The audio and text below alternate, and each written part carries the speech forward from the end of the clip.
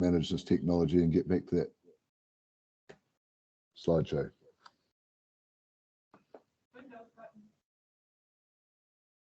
And we'll just get a little pointer going here.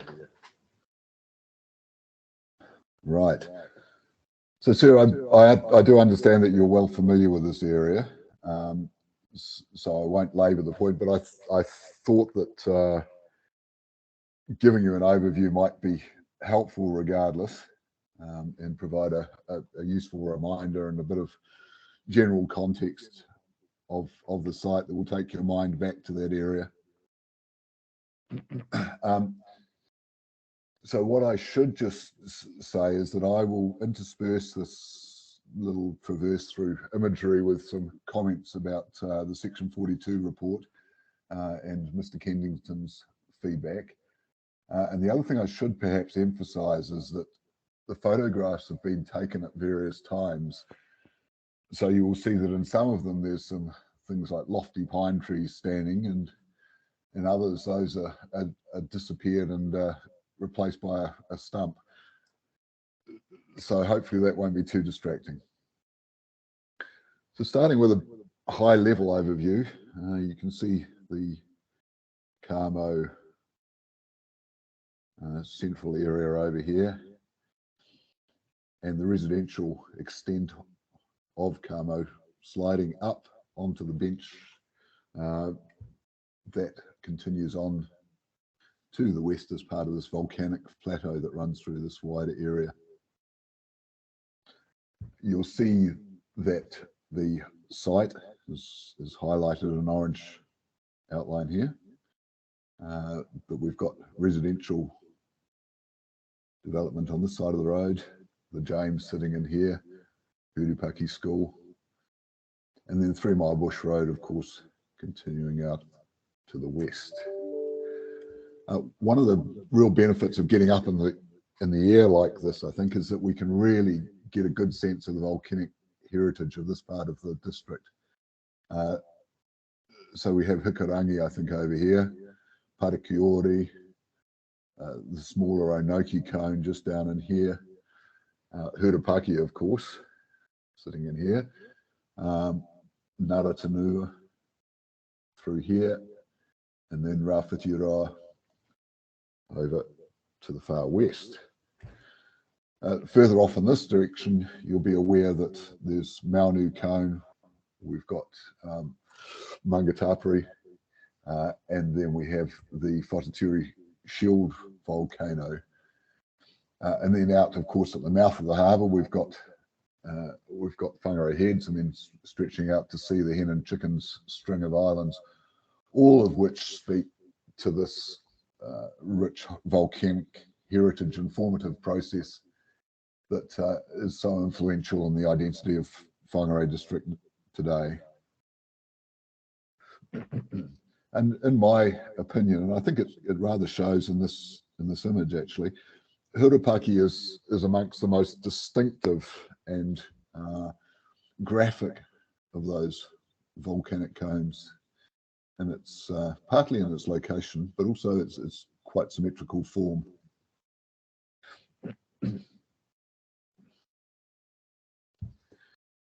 So dropping down to the ground and well up towards the top of the site, the fence, the upper boundary fence was just over my shoulder when this photo was taken.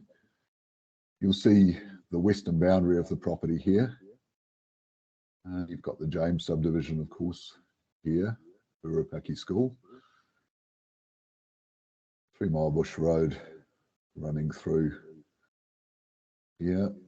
The central valley that's commonly referred to with the stream running through it. The residentially zoned portion of the site out in this area. And then the repros that extends from the central valley and up towards where this photo was taken from. Also worth pointing out in this image is the Pukenui forest and this network of native growth that extends back towards the site from that more substantial core. I've now jumped out towards the 3 Mile Bush Road corridor. So the site boundary here is along this fence line. You can see that fence running along and up to where the last photo was taken from just here. So I'm standing in the, what would it be, the southwestern corner of the residential zoned part of the site. Something that's worth pointing out perhaps here, because it's a recurrent landmark, is this white water tank just here, which is a small distance up the flank of the cone. And you'll see that emerging in many of the photos. It's probably worth using this image to just roughly point out where the ONL and outstanding natural feature boundary is. And that is below the bush line and approximately around this line that runs just above this block of pine on the neighbouring property. It runs around the corner this way, takes in this forested area, and then loops around the top of the quarry as it's heading off to the northwest.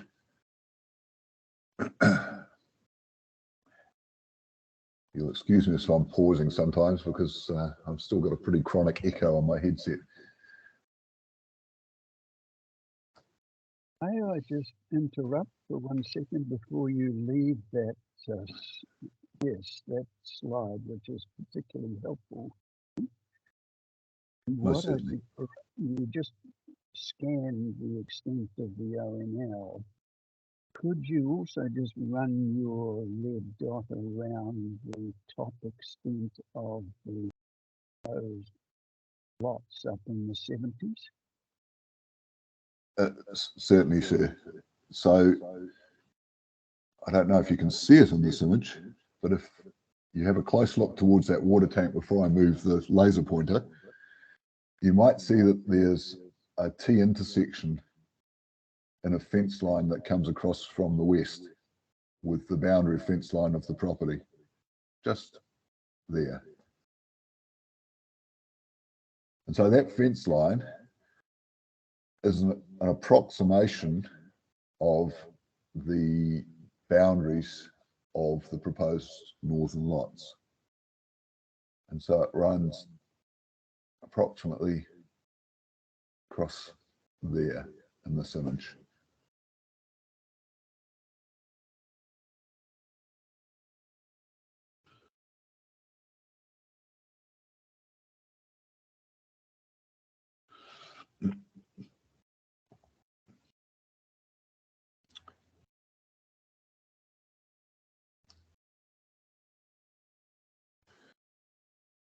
So I still have you with me there, Commissioner Withy?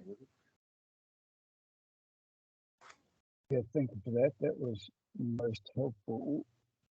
So would I just further clarifying that, would it be right to say that all that land in shadow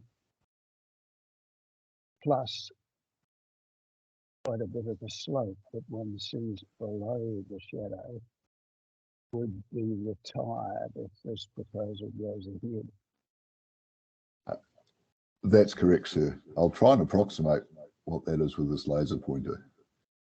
So effectively, to meet up with the existing bush line, come down this fence line,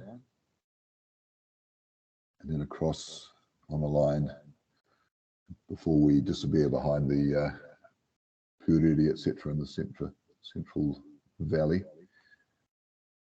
and then back up here. That would all be forested under the proposal. Thank you. That's very helpful.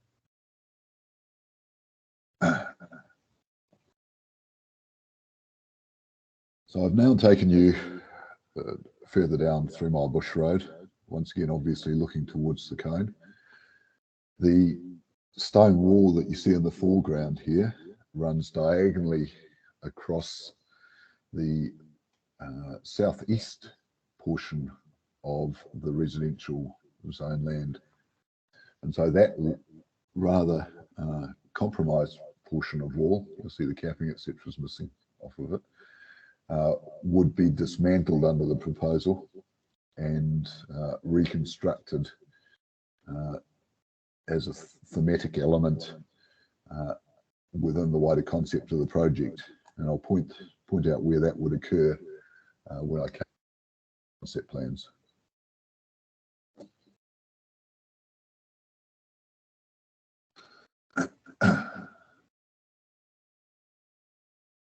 So clearly this has seen me clamber very carefully over the stone wall down to the boundary, more or less, with the James subdivision. You'll see this bunding approximately along the boundary. So I've included this largely to show the relationship between the two areas, between the James and the site.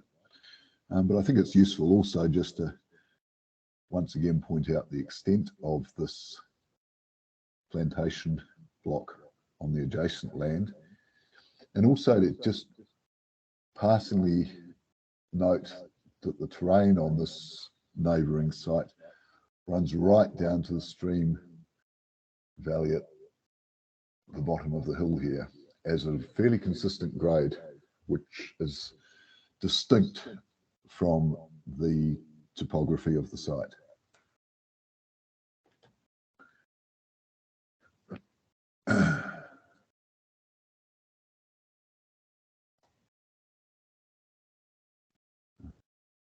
Jumping up onto the hill, but not quite so far up as previously.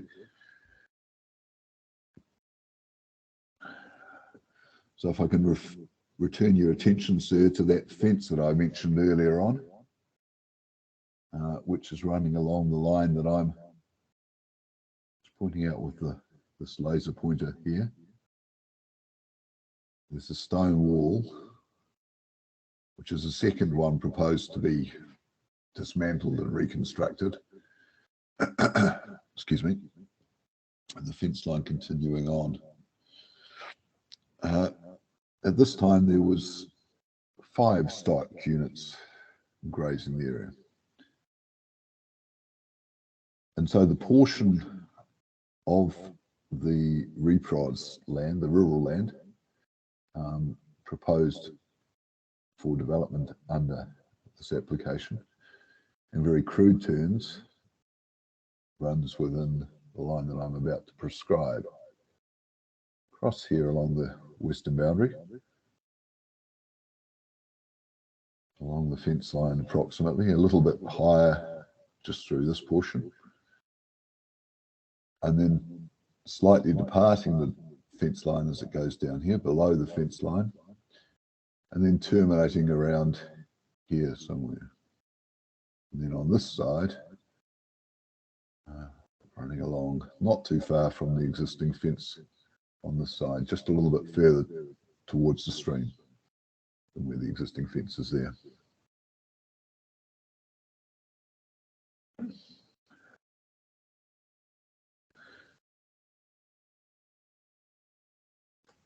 Here's one with the ubiquitous water tank that becomes our point of reference, looking straight down the western boundary.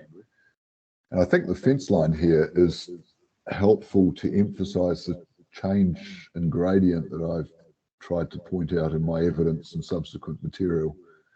You can see that as it comes past me, as I was taking this photo, fence is seen to be really quite steep as a reflection of the terrain.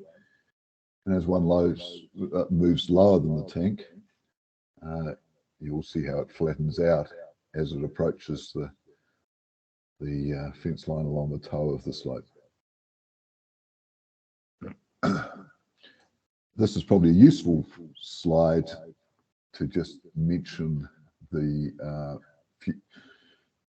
RUI, the rural-urban environment. So it's a holding pattern for future urban development. Through this front portion of this title, which actually runs up as far as Cowshed Lane over here. And then a narrower portion of land the large lot residential zone running up the slope and well uphill of where I've taken this photograph from.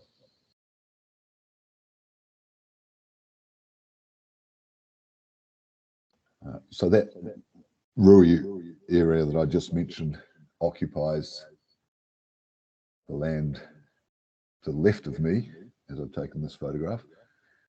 You'll see the concrete drive that marks the access through to the back of the land under the application just here, and the boundary fence visible just there.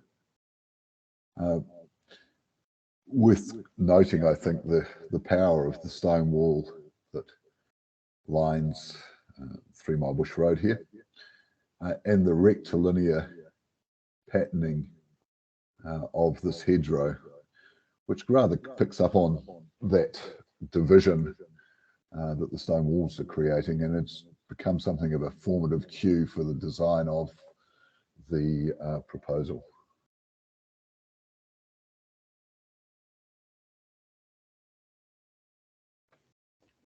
We're now jumping back into the air. This image is taken below the eastern boundary of the site, which runs through here approximately.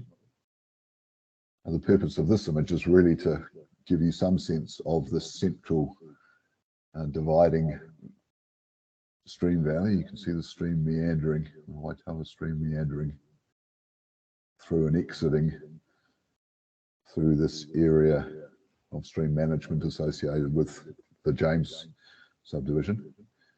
You'll see these cleared areas which were completely clad in exotic species. You'll see some of the trunks of the large trees here, and the resulting mulch pile that's one of 2 that's been left here.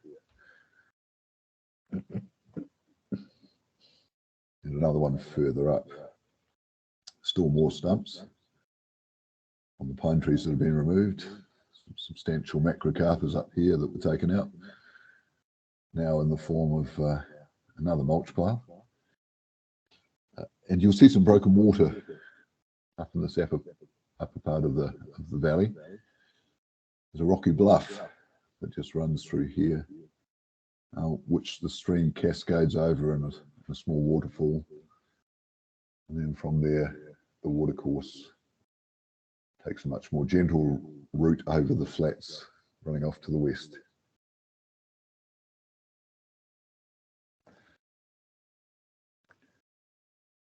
And some of that same impression of the stream valley from down at ground level, one of the very large pines that have been removed, and getting a little bit of a sense of the species composition of the central dividing valley. Tokra are a predominant feature, but we have some substantial Pahutakawa, the pūrere that exists as a grove up in the western portion of that valley, a Hikatea, and some lower shrubland species, subcanopy species. And this one, looking into the volcanic bluff, little cascade where the waterfall drops over that I was telling you about just a moment ago.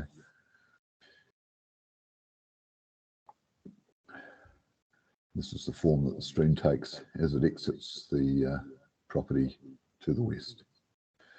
I should mention that the stream was at reasonably high flow level at the time that these photos were taken.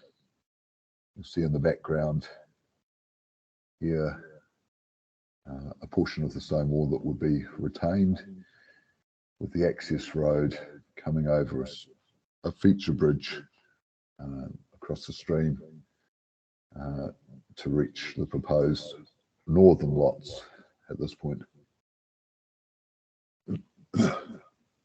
Excuse me. And in this final photo, just looking in, this is prior to the pines having been removed, and you'll see the big old macrocarpus further up at the head of the valley. The stone wall once again on the, what I'm deeming to be very gentle land at the toe of beyond the toe of the slope, and the fence line, which in my opinion marks the foot of the flank.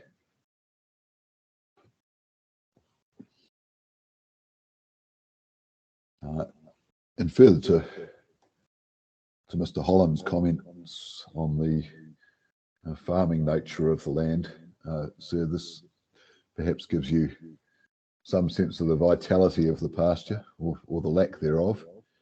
And you'll see the soils here, quite a ready, friable, volcanic soil, which in my limited soils training is really quite a fragile soil. So as one walks up the cone, you can see the damage that the stock have done over the years to the natural soil cover of that slope. Just before you leave that slide, could I ask this question? Are you able to indicate on that scene just where those most northern lots, the 70s, would be on that slope? Certainly, sir. So they would run a bit beyond the fence line associated with the, excuse me, with the flat at the top of the stream bank. There's provision for a walkway along that crest, so the intention would be to slide, figuratively speaking, the stone wall along that margin, and then the space between the stone wall and just above this fence line that we see in the foreground, and running along this stone wall and across to the west, and a further short distance to the east beyond this photograph. That is the sort of bench, if you like, where those northern lots are proposed to be located.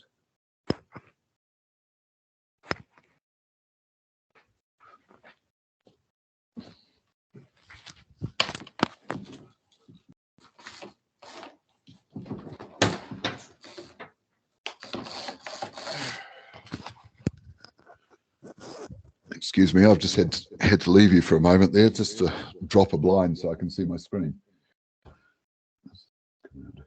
So does that adequately explain that, sir? Thank you. Yep, that's very helpful. There is one further slide. So this is looking down the waterfall. You can see actually the incision of the stream here drops over the waterfall here, and this is looking through the forest of the valley, or what's left of the forest once all the exotics have been removed. So you'll see the Ely Agnes that was formerly scrambling over everything is largely under control here, and where other weed species have been removed on these adjacent slopes.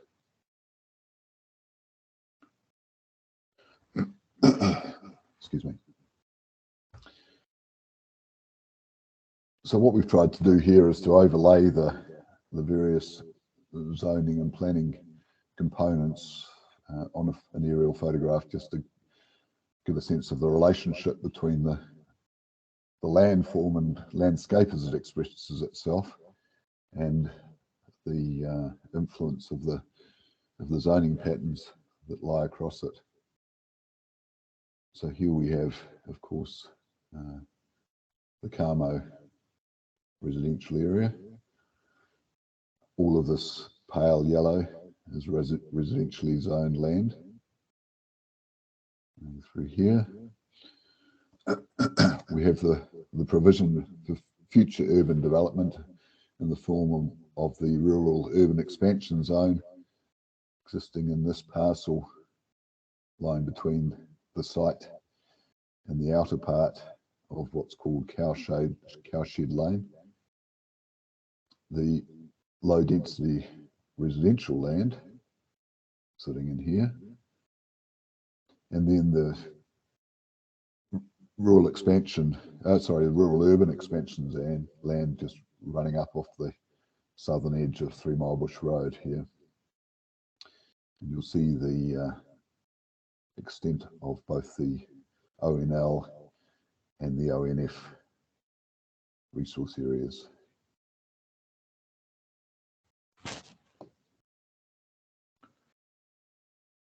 And just in advance of the concept plans that I'm about to turn to, giving you an overview of the existing walking connections. So you'll see there's a long established track that runs right up to the cone, the apex of the cone on Hurupaki.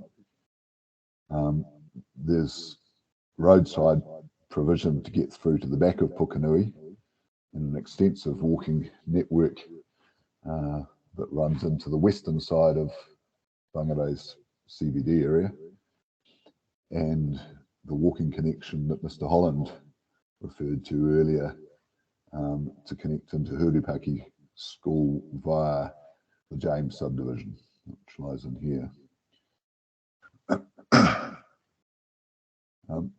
I think it's fair to say that Council is taking an increasing interest in walking and cycling opportunities within the district, as are most local government. And so I've just highlighted some areas where there's often largely a reasonably contiguous riparian esplanade reserve following stream corridors, or the potential for such a reserve to be created through future subdivision and development. And in exploring these opportunities and the potential to expand off to the west here as these portions of land are developed in the future, it struck me that the site offers something of a role as a hub that these walking connections actually expand out from. So I think there's a significant opportunity there to almost use the site as an impetus for some of these future opportunities. Excuse me. And this is the initial conventional, shall we say, subdivision concept for the land at the time we first became involved. And I think it's appropriate to say that this is a very conventional approach to a residential subdivision that focuses on good vehicular accessibility and efficiently optimizing the yield of the land for residential purposes.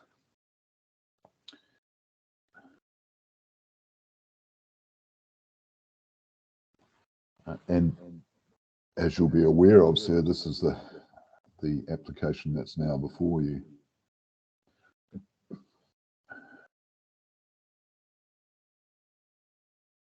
Just bear with me for a moment. So I'll just at this high level point out some of the higher level features that are incorporated. We have this idea of a central reserve that becomes an amenity for this residential area. What it also does is start breaking this residential enclave into a series of smaller neighbourhood blocks, if you like, which I think has some community building and spatial benefits with it. You'll see the central dividing corridor here with its proposed enhancement. Excuse me. You'll see the connections that are provided through the James and up into this western block. The connections then through up to Hurupaki. The stormwater ponds rather reconfigured so that they're serving these various areas in the way that the engineers will describe later. But you'll see that we've collectively gone to some lengths to really make a feature of these. And of course, the extensive restoration works are proposed for the face of Hurupaki, which then flow around and connect into the central valley area. And from an ecological point of view, as the ecologists will describe, of course, there's flows and connections that have an ecological function as well as a landscape and people movement role. So I think we've gone to some lengths to try and emphasise that these initiatives are multifaceted and multidimensional. They have ecological outcomes, but they also have social and landscape results. So just briefly zooming in on these plans, as we talked about the idea of the central reserve corridor, which really helps to set a scene as one enters the site, and with the idea that this corridor actually maintains a view shaft right through to the flank of Hurupaki as a local feature. You'll see that we've introduced a number of constraints to the roading pattern to try and achieve a more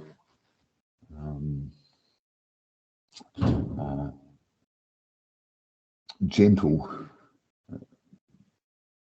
aspect to the traffic movement and pedestrianise these streets so that they're places actually where children almost can safely play on the street. Of course, there's plenty of reserve spaces available, so there's other play opportunities associated with that. And you'll see that we've aimed to introduce meanders to the path rather than hugging the curb line to create a high level of amenity to this residential area. And leaping across to look at the central valley with the stream running through it. This is the walkway that I was mentioning before, sir. The fence line as it stands that I was showing you earlier is approximately along this boundary line. You can see the broken outline that we've marked on here where the existing stone wall comes across as it was seen in the earlier photographs. And the proposal is that that be swung around in effect to join with this conserved portion of wall, which will run down the back here.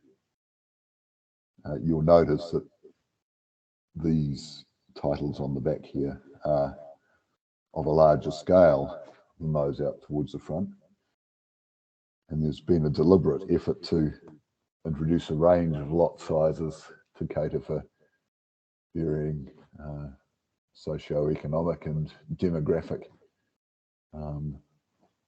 profiles, so that this is ultimately perhaps a reasonably diverse little neighbourhood, rather than being amorphous in its lot sizes and the nature of its inhabitants.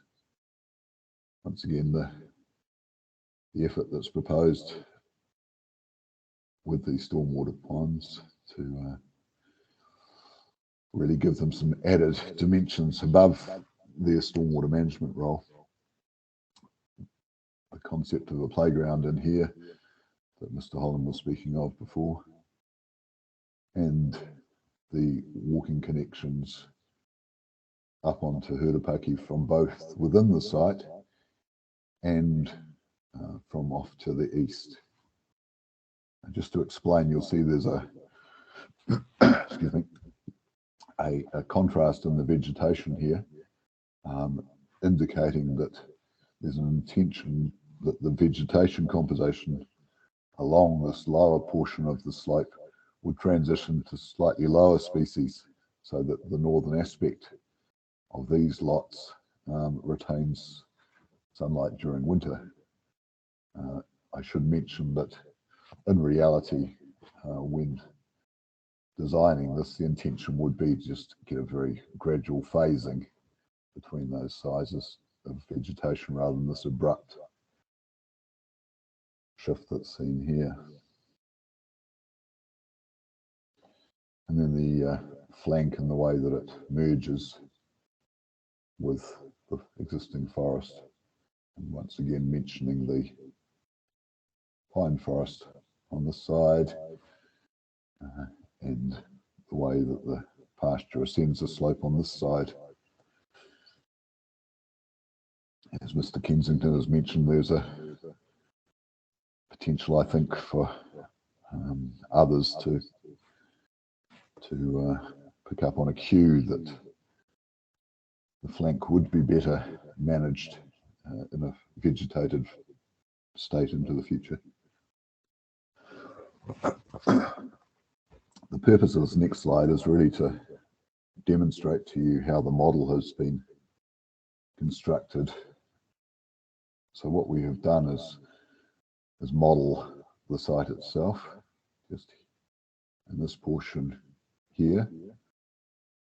The houses on the southern side of 3 Mile Bush Road, the James subdivision, and a hypothetical scenario for the land to the west, and I'll come back to that in a moment. We have LiDAR contour for all of this area, and we have specifically surveyed contour for the site itself, the main part of the site at least, which has informed the modelling that you'll see in a moment. We've laid that over the contour model, and then laid that over and registered it against the site, including some of the trees and the water tank that I've mentioned previously, to ensure that the whole thing is accurately meshed.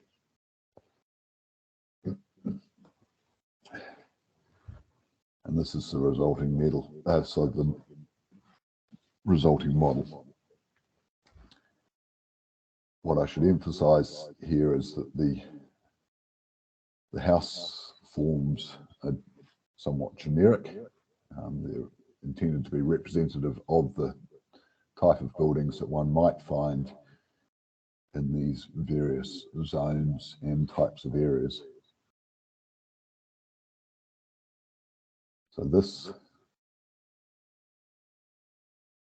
area here, you'll see that there's a hypothetical access road going in, and an underlying subdivision pattern that I've developed really just as a reflection of what might happen under a future urban development of this part of the land and large lot development for this back portion of the adjacent title, Cowshed Lane, running up to the left-hand side here. Just acknowledge that there's some slight anomalies in the LiDAR data through here, but I don't think they really affect our model as it applies to this purpose. And then looking once again from this side, showing the Central Valley, the restoration vegetation on the flank, the lower planting distinguished here, and the proposal modelled within that. These houses here being as per the footprints of the existing houses to the south of 3 Mile Bush Road, and these being houses on the titles resulting from the James subdivision. This model, in large part, has really been developed to ensure that the following simulations are as accurate as they possibly can be.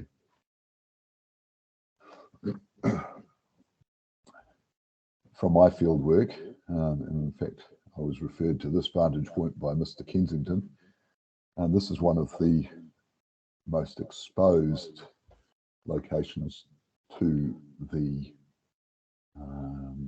northern portion of the proposal. Just to point out a couple of landmarks before I go further: the white water tank, the fence line along the toe of the slope, and the existing angled stone wall on that northern part of the property.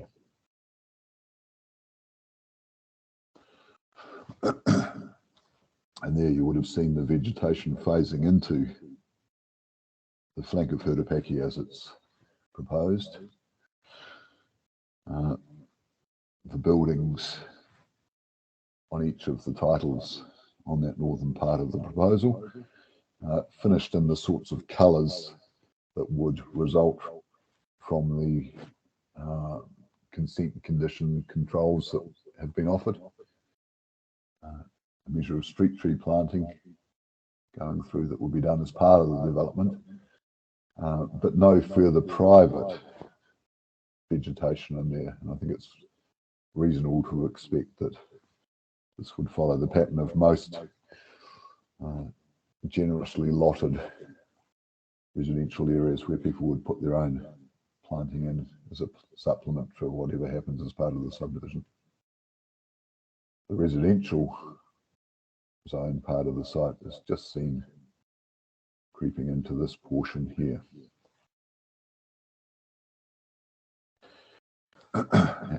And this is an enlargement of the northern portion, just to give you the sense that we haven't, if you like, fudged that area, that these little buildings are realistic. There's no windows or further architectural articulation in them, but the forms and masses are as might be predicted for the typical development on this type of area.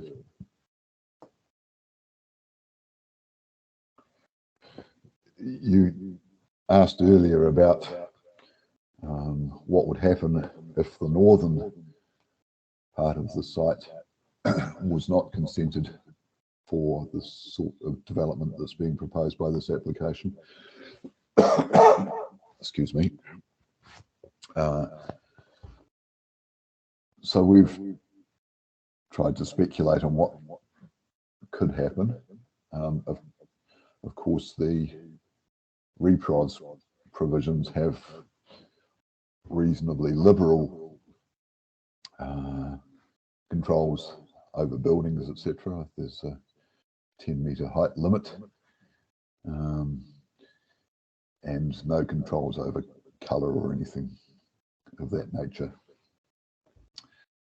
So what we're showing here is the sort of rural countryside sort of retro villa type of housing development that might happen if someone was to develop the site as a lifestyle block project.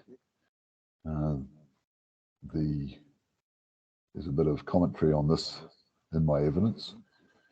The water tank is sitting here somewhere.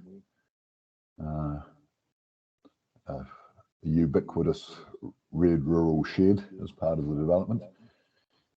And my prediction that if someone was to buy this portion of land as a lifestyle block, they would find it hard to resist the urge to creep some way up the slope in order to benefit from the view down through the valley and across in the direction that we're looking from here. That's achieved by going a little way up the slope beyond, obviously, where the proposed development would extend.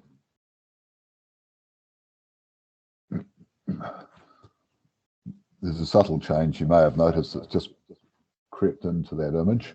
You'll see the pale blue buildings just here, 3 roof lines. These are the large lot residential hypothetical buildings on the neighbouring title under the scenario that I showed. I should just make it absolutely clear that this is not presented as a permitted baseline sort of scenario. It is what I would suggest is a reasonably predictable sort of outcome given the future use of that land under its current indicative zonings.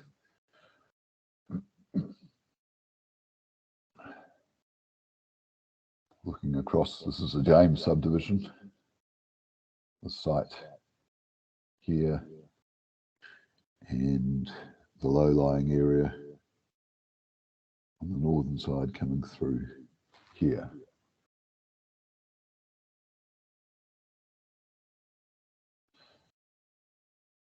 So this is a view that would never actually occur, because the next view will show you a hypothetical development of the James subdivision, which would block any views. But for now, I think it's helpful to just give you a sense of how things are arranged relative to this current view.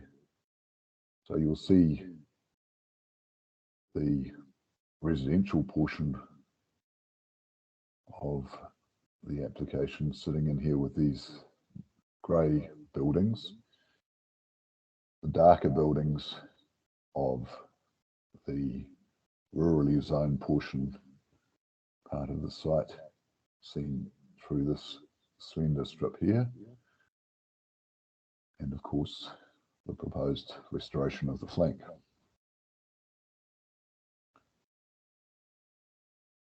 And here the likely future view from this position once houses are built on the James. And then flicking back to that former scenario with some sort of rural residential development of that back part of the site, and large lot residential building on the adjacent property. This image looking along the western boundary with the residential zoning through here.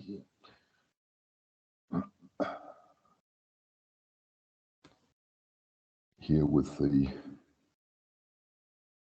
buildings on those residential titles and the Hurupaki flank vegetation in the background.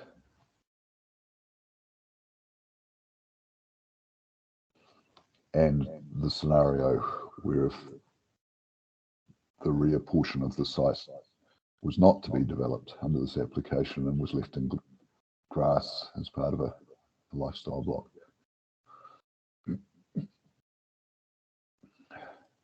This next image is taken from the private cowshed lane, which you can see running off to the left here, the water tank,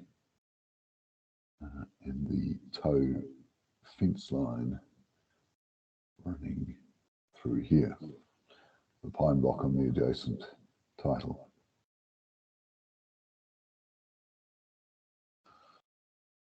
Here with the residential part of the property developed for that type of housing, and then moving back across the stream,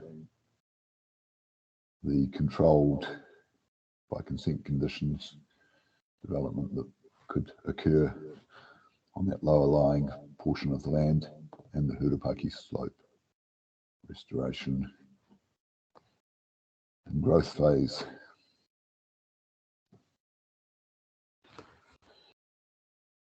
And then from the same vantage point, some form of rural residential development of that land. In the same view with the hypothetical residential development of the land associated with Cowshed Lane and 3 Mile Bush Road that could occur under the RUI zoning that applies.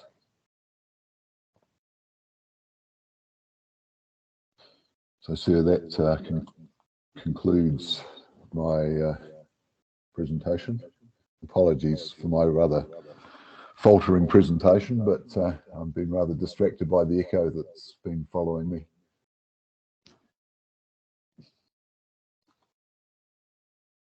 Thank you for that, and I've just unmuted myself.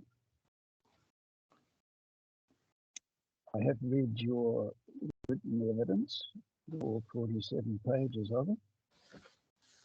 But as they say, a picture is worth 1,000 words, and I thank you for your visual presentation, which was very helpful.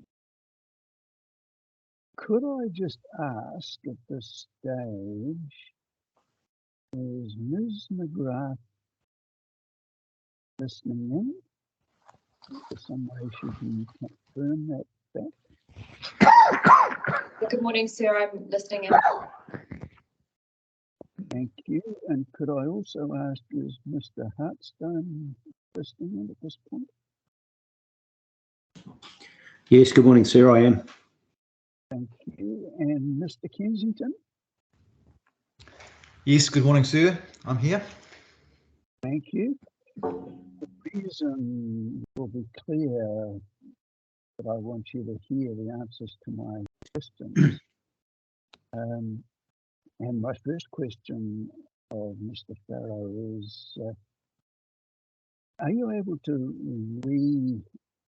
reproduce that surrounding zoning slide that you had up?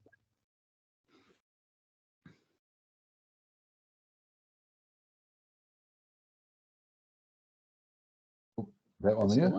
Thank you. That is the one exactly. What I'm interested in is, were you, I recall, and I'm sorry, I cannot remember, was you or Mr. Kensington was involved in the establishment of the boundaries of the ONL, ONFs and zonings. Was it you or Mr. Kensington? No, that was me, sir. I was. And Mr. Kensington, were you as well or not?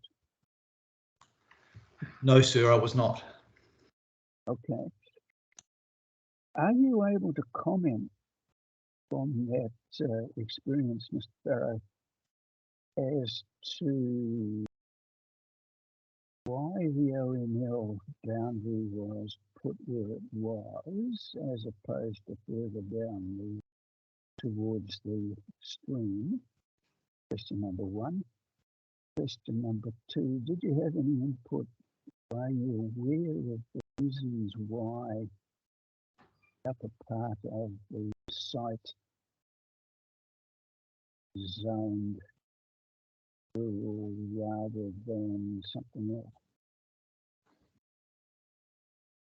Sorry, sir, could you just repeat the last part of your question? I was having trouble hearing that.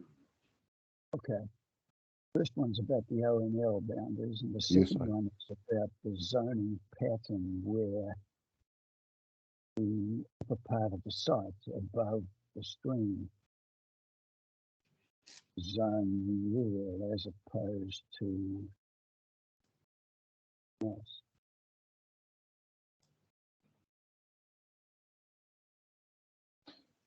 So, sir, I'm happy to address the ONL aspect of things, and I think Ms. McGrath might be better equipped to advise you on the zoning aspect of things. Yeah, that's why I asked for her to be in on this discussion. So thank you. So perhaps And I as far can. as the ONL is concerned, what can you tell me that's helpful in the context of this application?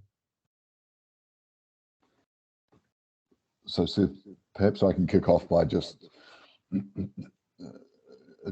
telling you about the ONL. I've been involved in identifying outstanding landscapes in Whangarei district in two tranches, initially in 1994 as part of the district's first RMA district plan, and then more recently as a region-wide assessment, which had a purpose to then feed into the updating of district plans for Whangarei, Kaipara and Far North. There's a worksheet associated with each of these areas of ONL, and that worksheet is quite explicit in identifying, if I can use the cursor here again, the way that these grey slopes and the forest and other related land uses through this side deflate the values of this landscape.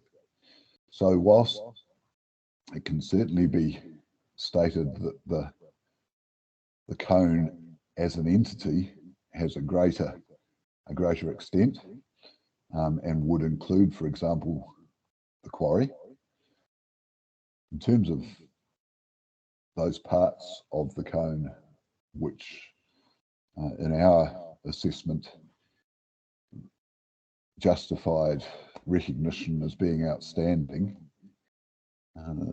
that was a smaller extent by virtue of these adjacent land uses. There's something of a residue obviously here. This is grazed, and there's always a judgment call, of course, in where to prescribe these lines. In this case, we've pretty well followed a contour that links this area of forest with the forest that wraps around this corner here. So it was to do with contours rather than toe of slope.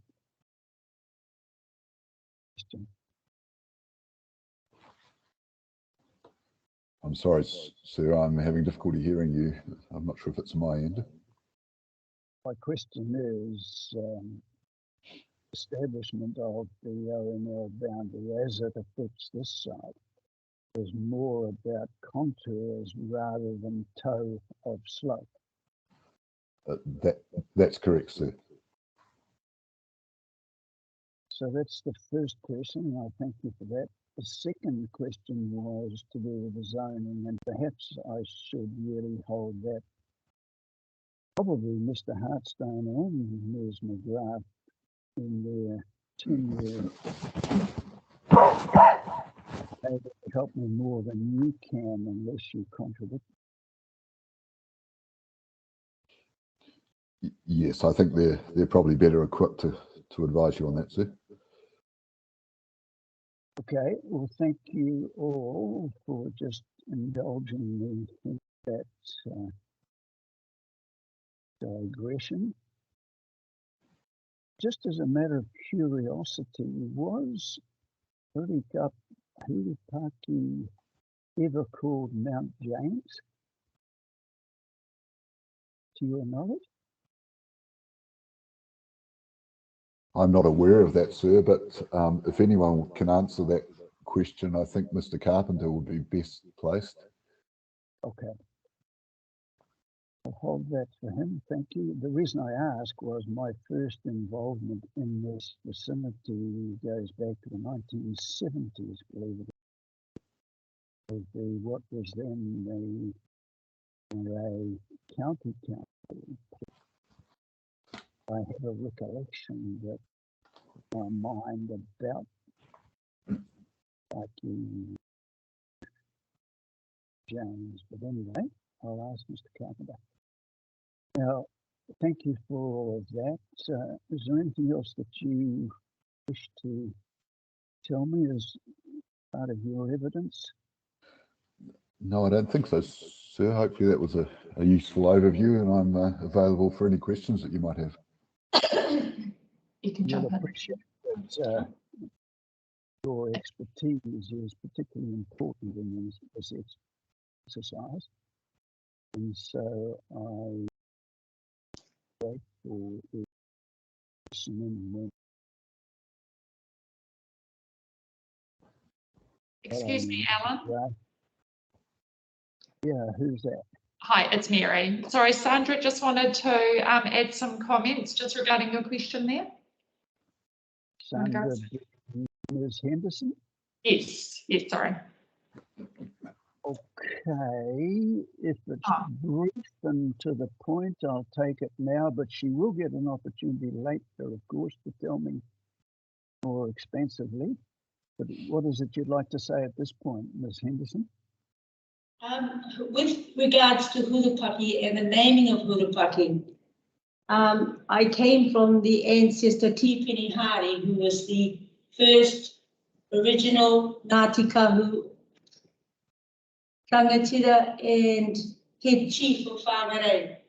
The name came from him, as it was a parasite, and the paki on that name is actually named after his son.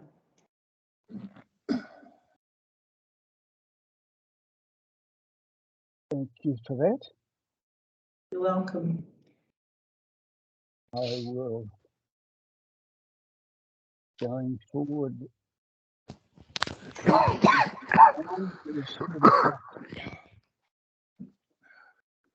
now returning to you, Mr. Farrow, I was just mentioning that I'd be obliged if you could be online when Ms. McGrath, Mr. Hartstone and Mr. Kensington address me, because of the importance of your evidence in relation to theirs. Is that acceptable? Absolutely fine, sir. I realise you're fighting health issues, so you have my sympathy, but thank you for that concession. I'm winning, so it'll be a pleasure. Now, back to Ms. Lucas. Is she still? There she is, thank you. We're running happily slightly ahead of our tentative schedule, which means our next witness, I think we have plenty of time before lunch, is Ms. Vild on ecology, and she's sat with Ms. McGrath up in Whangarei, so I will ask Mike to pop his mic onto mute and Ms. McGrath to turn on the camera so we can see them up there. Thank you for that. Okay.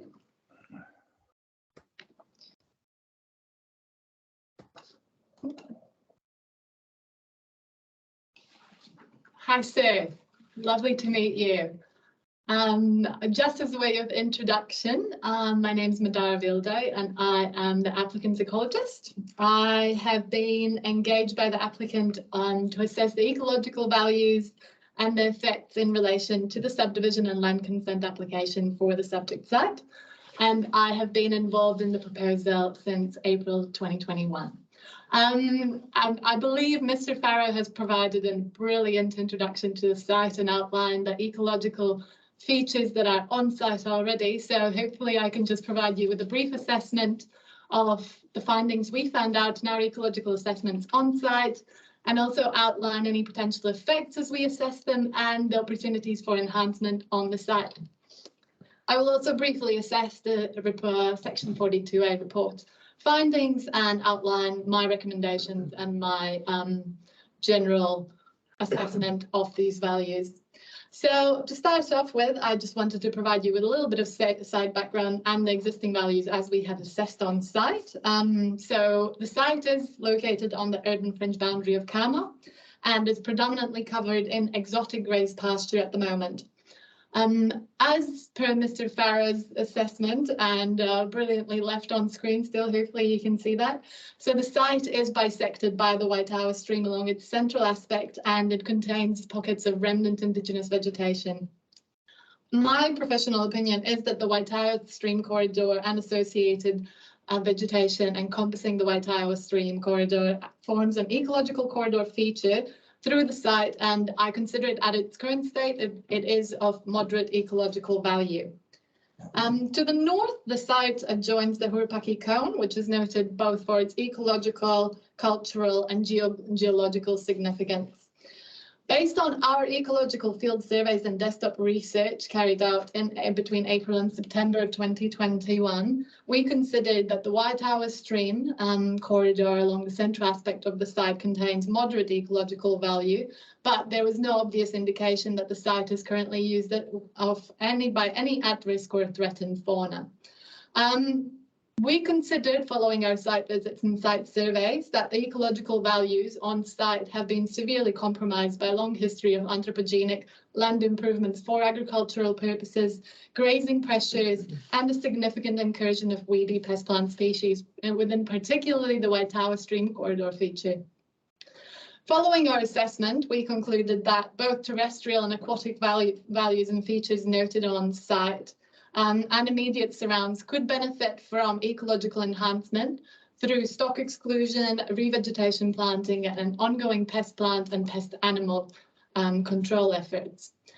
In regards to the potential effects associated with the proposal, we consider that there would be a range of potential ecological effects on both terrestrial and freshwater systems on site that may be associated with the proposal and associated increased human presence on the site post-development of the site.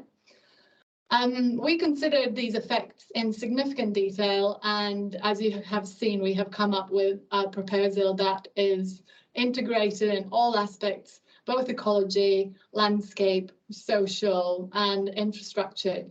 So in my opinion, any potential adverse effects associated with the proposal on ecological values can be appropriately avoided, minimized, or mitigated through the use of best practice sediment and erosion control measures, comprehensive ecological and landscape design principles, as well as appropriate planning and development controls. Provided that these are implemented successfully during the construction and operational phases of development, I consider the adverse effects on the environment would be no more than minor, and the proposal would in fact allow for significant enhancement of the functional and structural connectivity and functioning of the ecological values identified on site and the immediate surrounds. So in terms, when we come to the ecological enhancement aspect of the proposal, we are proposing to protect and enhance two areas identified for ecological enhancement, one of them being the Waitawa stream corridor enhancement area and the other being the Hurupaki cone enhancement area as shown on the attachment 2.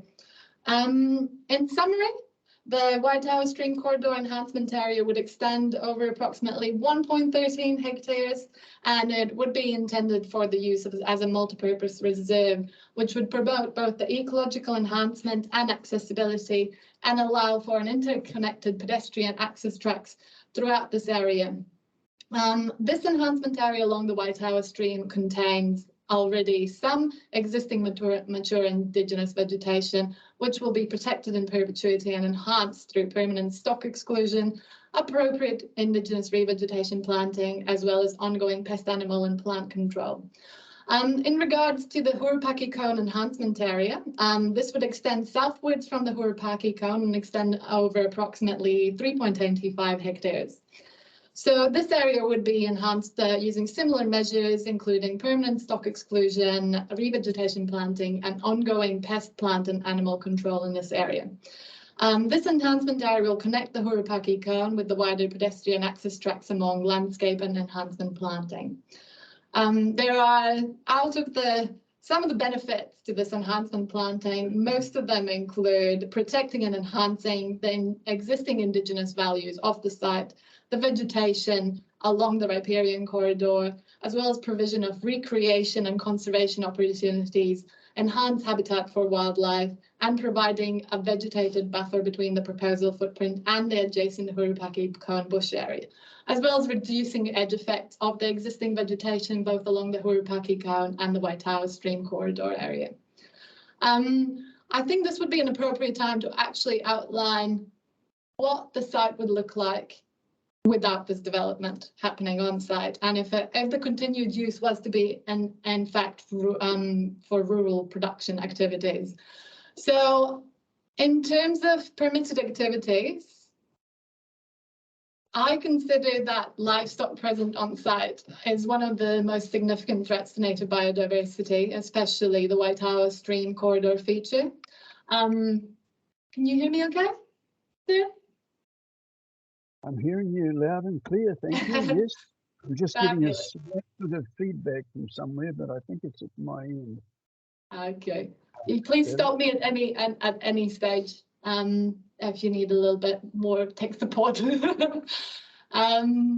Yeah, so as I was saying, I personally consider that stock present on this site is actually one of the most significant threats to native biodiversity, especially the Waitawa stream corridor. The area encompassing the Waitawa stream contained, at the time when we visited the site, it contained some permanently unfenced sections along the northern extent of the stream, which has been subject to historic unrestricted stock access. And this has resulted in a wide range of effects, including damage to riparian vegetation, soil, stream banks, and consequently water quality and the aquatic ecosystem as a whole. Whereas grazing on the steeper flanks leading up to Hurupaki cone has resulted in soil compaction, erosion, accelerated sediment runoff, and delaying of natural regeneration, which I consider would have likely occurred on site if stock were not present on this site.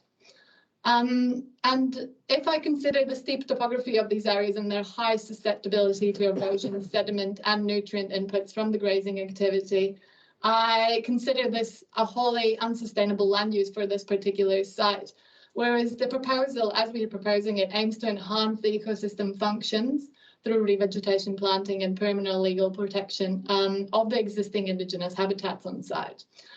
In addition, I would also like to consider that the permitted activity standard would allow for the vegetation along the Waitawa stream corridor to be removed with sufficient controls under the current district plan.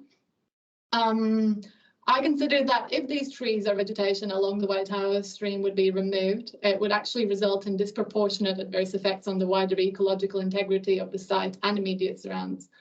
I consider that the vegetation along the Waitawa stream corridor forms a strategically important ecological corridor within the landscape, which facilitates species movements, and I consider the wider landscape becoming increasingly hostile urban and agricultural land matrix, which is a massive impediment to species movements, including avifauna, herpetofauna, and fish. We recognise this and provide for it in the proposal as we aim to protect and enhance the existing Indigenous vegetation on site in perpetuity, and therefore maintain and improve the overall ecological functionality of the Waitawa stream corridor, as well as provide direct connection throughout the site to the Hurupaki cone area. And where this vegetation be lost or removed, which is currently allowed as a permitted activity, I consider that the effects on overall ecosystem services, including habitat provisioning and regulating services currently provided by these habitats, would have a much greater magnitude of effect than any adverse effect associated with the proposal. Which brings me to the Section 42A report. I have reviewed it and consider it to the extent that it related to my matters of expertise. And I disagree with the conclusion in the Section 42A report that the net environmental benefit as defined in the district plan cannot be achieved. As I have discussed in Sections 6 and 7 of my evidence, I consider that the proposal has demonstrated that the benefits of environmental protection and ongoing management are greater than the potential adverse effects created by subdivision and land development, which can be appropriately avoided, minimised or reduced with appropriate controls. In particular, I consider that the proposal improves the overall ecological values and structure and composition and function of the site from a strictly ecological perspective. It does this through strengthening ecological networks by protecting existing ecological values in site, creating new habitats and buffer areas, and improving the services provided by ecosystems. And in doing so, the proposal ensures that the existing biodiversity values on site are not jeopardized, but are in fact improved. I have also reviewed the proposed consent conditions, and I consider that the proposed conditions of consent offered by the applicant, which include the recommended conditions of consent outlined under section 10.2 of my evidence, sufficiently address the matters relating to ecological protection and enhancement of site. And just to conclude briefly, I consider that the development on the site is consistent with the definition and requirements of a net environmental benefit as defined under the district plan. I believe that the proposal maximises the environmental benefits that can be achieved from the site development works, given that the entirety of the area outside of the immediate development footprint is to serve as either ecological, landscape enhancement or open space areas, which are often combined. And any potential adverse effects associated with the proposal on ecological values can be avoided, minimised or mitigated through best practice development controls, and thus the adverse effects on the environment would be no more than minor. It is my opinion that the proposal presents an exemplary subdivision proposal in relation to ecological matters in particular, and strikes a balance between protecting and enhancing areas of higher existing or potential ecological values, while concentrating the site's development in areas of low existing ecological values or functionality. And that is my conclusion. And if you have any questions, sir, I am open for any questions. Thank you very much for that. On my screen, you show as Melissa N, but you are not Melissa. You are in fact Miss Builder. Yes, that is me. We are in the room together. She is to the right of me, yes. Yeah. Thank you for that confirmation and for your evidence, which is clear to me. If I may summarize it,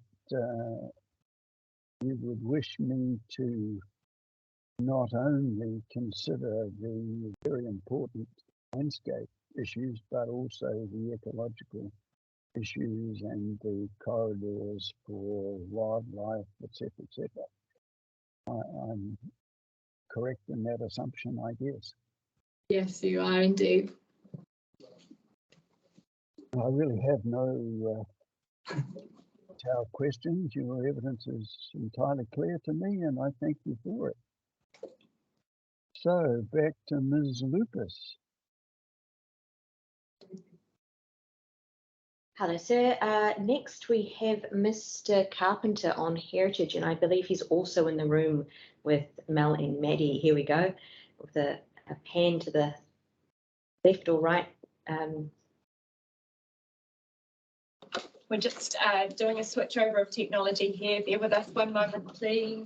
Thanks, Mel. While you're doing that, sir, I might just headline with you as we're running ahead of schedule and just check when you were thinking you might want to take a lunch break, because after Mr. Carpenter, we have Mr. Scanlon on transport and Mr. Holland on Three Waters and geotech servicing, both of which all three of these next witnesses, I imagine, might be relatively brief. So I just wondered what sort of time I need to keep an eye on the clock.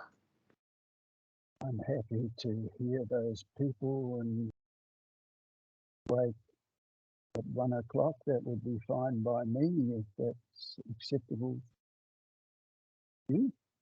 Great. Well, let's see how we go with these ones, and if they take us through to 1, that would be great timing. So I'll hand over to Mr. Carpenter. Thank you, Mr. Carpenter. Good morning. Good morning, sir. My name is Jonathan Port David Carpenter. I'm the archaeologist for the project. I've been involved with the project since January 2021 and have visited the site 3 times in early 2021. There's a single archaeological site recorded on the property, or on the proposal site, QO6-652 in the New Zealand Archaeological Association Site Record File, or ArcSite database.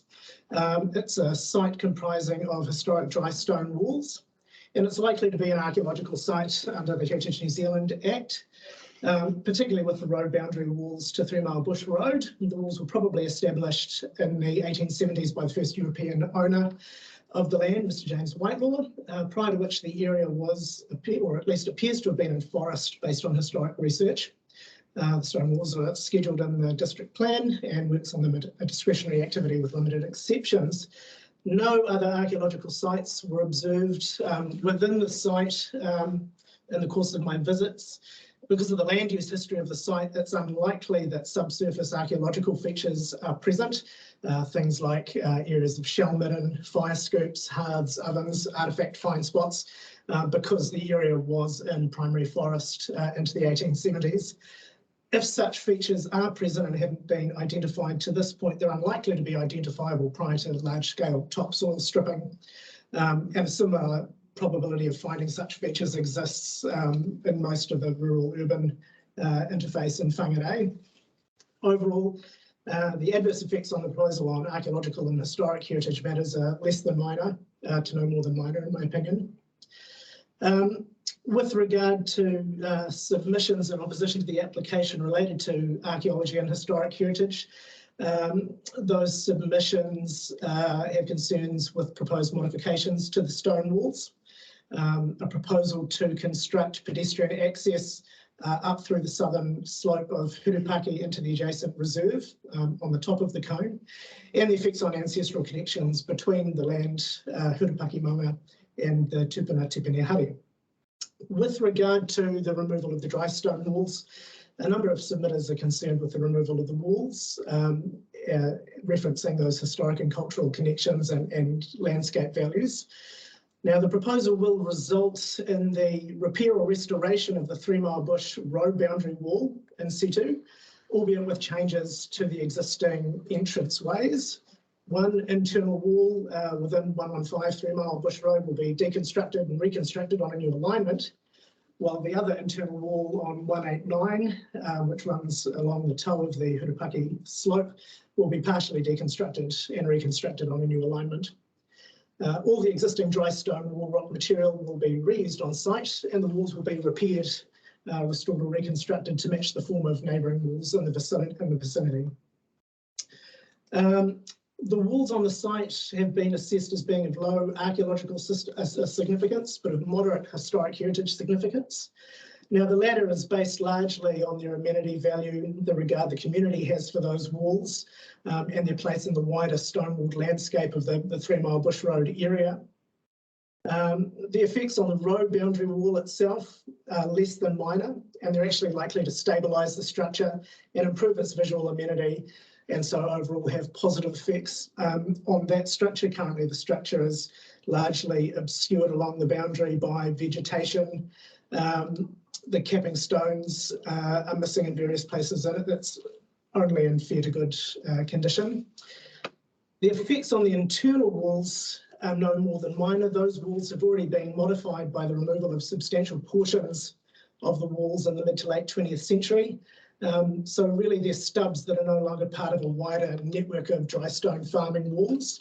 And there are no other associated structures related to the farming history of that piece of land present anymore that might provide further historical landscape context. Things like stone clearance piles, consumption or stockpile platforms, or other farm curtilage or farm buildings related to the history of those walls. With regard to the possible homogenisation of restored stone walls, which one submitter was concerned with in comparison to potential variability across the walls as a result of individual craftsmen doing work at different periods. I guess the original form of any individual wall and the variation of that form across time and space due to the proclivities of the craftsman might be of historic interest, but the wider values, heritage values of the walls today are really found in their overall form or their network value. the way they've evolved over time and the amenity values that they provide in the current environment and any connections with notable events or personalities, there's no standard for repair or reconstruction of dry stone walls. But observations of adjacent sections of restored and relocated stone walls at the neighbouring the James subdivision and elsewhere in the 3 Mile Bush area for that matter suggest it would be difficult for any layperson to tell the difference between an original or reconstructed wall after a period of weathering to the rocks. The walls will still demarcate important boundaries, property boundaries, and as long as the work is done by an experienced professional and to a high standard and the changes are recorded, as I said, the effects are less than minor to no more than minor. With regard to the potential archaeological or historic heritage effects of constructing a pedestrian access through 189 3 Mile Bush up to the boundary with the Hurupaki Maunga Reserve and into the reserve, some submitters have raised concerns about the impact of that track on the reserve and Hurupaki Pa, which is recorded within the reserve. The track proposal was not specifically addressed in my assessment. However, with regards to any effects on 189 3 Mile Bush Road, there are no surface archaeological sites or features on that southern slope of the Maunga within the pasture area or within the property boundary of the site when I undertook my walkover. And there are unlikely to be archaeological or historic heritage effects on subsurface archaeology on that slope because of its steepness. There's no sign of any terracing associated with occupation or gardening on that part of the slope, no apparent shellmen or anything like that, and the slope is rather steep. A walking track through the reserve and across or adjacent to the Pa would very well require an archaeological authority from Heritage New Zealand, and Heritage New Zealand is unlikely to grant such an authority to modify the Pa if the manawhia are opposed anyway. With regard to ancestral connections to Hurupaki and the Tupuna Tipene, a number of submitters refer to those ancestral connections with regard to the rangatira and the Pa site, and I acknowledge that they're in the best place to provide evidence and comment as to the nature and extent of those effects on cultural values. My understanding is that Tipene was one of 10 landowners who received title to the wider Hurupaki block through the Native Land Court in 1873. The eastern side of Hurupaki, including the site in question, was sold soon after title was granted by 5 of the original 10 owners, with the other 5, including Tipene, retaining the western side of the Hurupaki block, and subsequently his interest was reduced or alienated to the far western end of the Hurupaki block. The original 1873 survey of the block shows the site in primary forest, with James Whitelaw subsequently clearing the land for farming over the next decade, with the road boundary walls adjacent to 3 Mile Bush Road post-dating the formal survey of the old Ruatangata Road, which is now 3 Mile Bush Road, and the adjacent properties in the early 1870s, and the internal walls post-dating the survey of the neighbouring Utapapa block and the establishment of the Dip Road road alignment from 1865. With regard to the Council's Section 42A report, this was prepared with no additional archaeological or historic heritage input and accepts the assessment regarding the value and intended relocation of the stone walls and associated effects without further comment. With regard to the proposed consent conditions, these adopt the recommendations in my assessment, including that an archaeological authority over the archaeological site of the stone walls be obtained from Heritage New Zealand prior to the commencement of physical works, that changes to the stone walls be recorded by photography, measured drawings, annotated maps, and submitted to an appropriate repository, including Heritage New Zealand Whangarei District Library System, for example, and that the work be undertaken by experienced stonemasons, and that the materials involved in the rock walls be reused on site. An accidental archaeological discovery protocol will be sufficient to manage the potential of additional archaeological discoveries, again, based on the evidence suggesting that the area wasn't cleared until the 1870s. Overall, I consider that any archaeological and historic heritage related effects of the proposal will be satisfactorily mitigated through the imposition of these conditions. Thank you.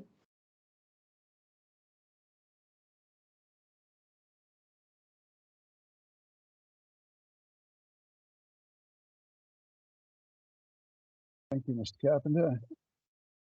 Just an aside, if Ms. Henderson is listening, she has not already done so yet, she may like to read in the full brief of Mr. Carpenter's evidence his section 6 and 7, which Travis history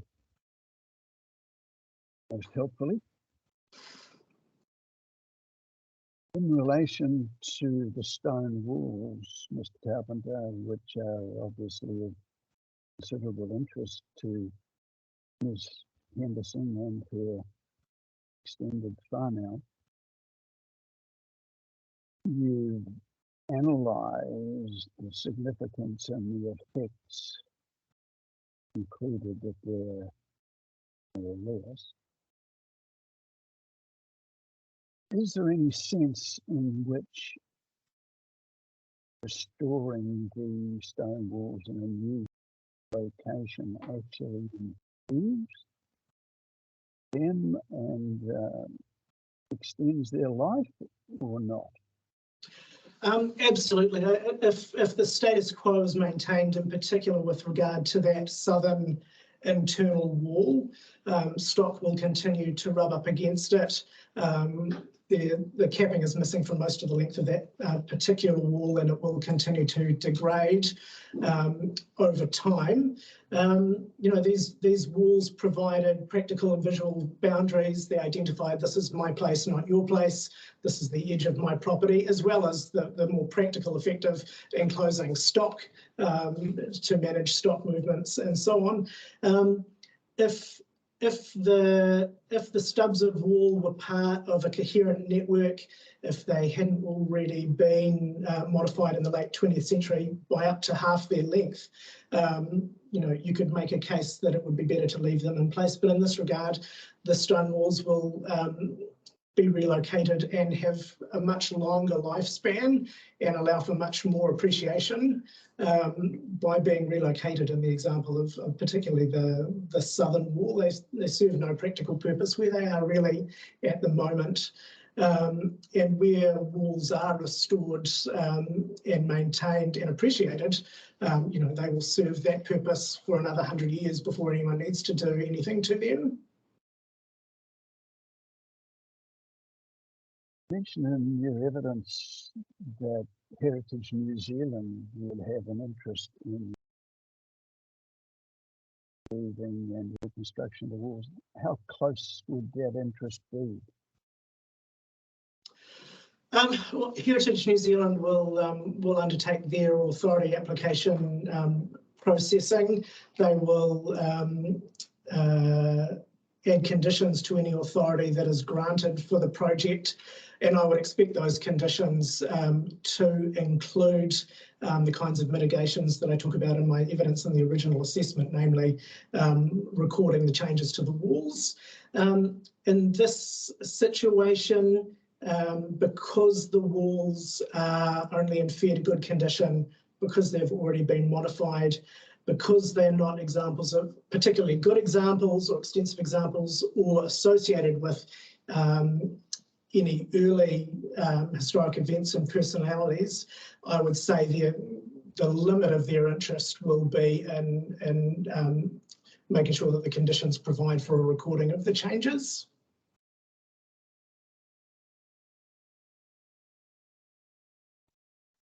Ms. Wilson, are you online at the moment? Yes, I am. Is Ms. Henderson with you? She is.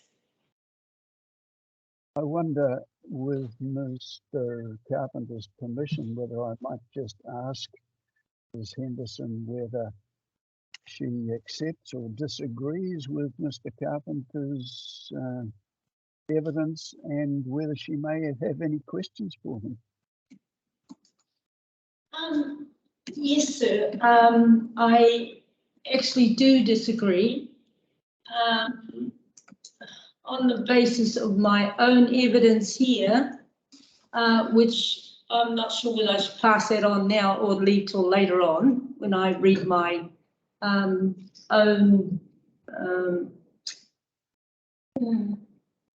Yeah, that comes later, but I'm just interested at this point as to whether, while we have Mr. Carpenter available, you had any specific questions about that. Maybe one in particular. Where in, if the stone walls were relocated, where would they be relocated to? So the southern stone wall will be relocated to the new entranceway into the subdivision. Apologies. So it will be, let me just find the plan. So the proposed relocation of the southern internal wall will be perpendicular to 3 Mile Bush Road at the road crossing into the subdivision, and extend across the internal access road along 3 lot boundaries and the boundary to the central reserve area, and then continue again towards the stream on the southern side of the site. So that's the southern internal wall, which will be completely relocated, with the material also used to repair and recap the 3 Mile Bush boundary road wall. If I can just intervene just momentarily, would it be helpful for me to share my screen again and show where those walls are? Because that's something I neglected to do earlier. Very helpful, Mr. Farrow, if you were able to put that up on the screen. So I'll do my best with the technology, sir.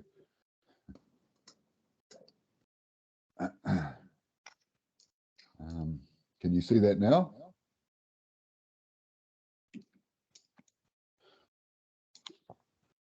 No, possibly not. Bear with me for a moment longer, please. Just while that's happening, Ms. Lucas, I hope this departure from the normal order of proceedings is accepted. Absolutely, sir. I am very happy for your questions to come out and be answered in whichever order they occur, and I'm equally happy for you to put any questions to the submitters on the way through. Makes a lot of sense while the experts on the stand, as it were. Sir, I don't mean to jump in as well, whether it'll assist Mr. Farrow or not. There is a plan attached to Mr. Carpenter's evidence. It's attachment 6, existing and proposed changes to dry stone walls at the site. I don't know whether Mary might be able to refer that to Ms. Henderson directly. That's not to say Mr. Farrow won't be able to provide something in short order, but as an alternative. Thank you. Yep, absolutely. I can do that, Mr. Right. Can I just check if people can see this now? Yes, we can. Thanks, mate. Yes. Okay. I was dependent on some in-house help there.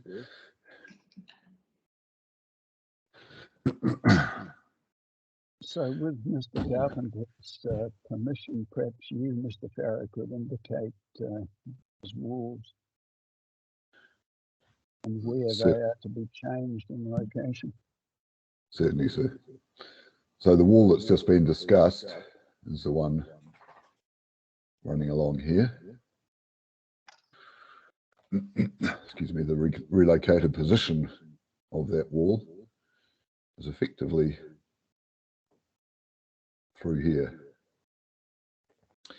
You'll see there's wing walls lining the entrance here. The material from this wall will be enough probably to do this, and then some of the additional walling would be constructed from stone salvaged during earthworks.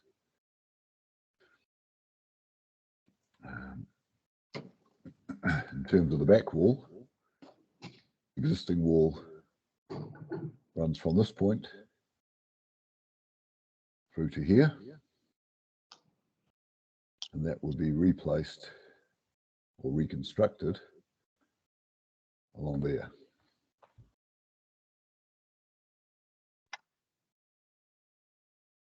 Thank you for that. So, Ms. Henderson, I hope that helps you understand what is proposed. You will get opportunity to address me later, but at this point, I think we should move on unless there's something that you, Ms. Henderson, don't understand. No, that's fine. Thank you, sir. Okay, so back to Mr. Carpenter, who's still giving evidence. I have no further questions. Is there anything else that you need to add to your evidence? I don't believe so, sir. Except perhaps to say that these stone wall systems changed and evolved over time.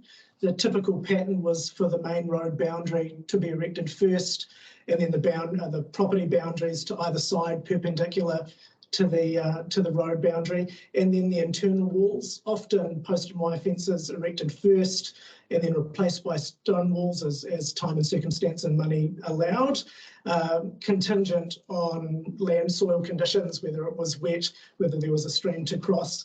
Entranceways open and close over time, and this is consistent whether you're looking at walls in Glenbervie or Manu or in the 3 Mile Bush Road area.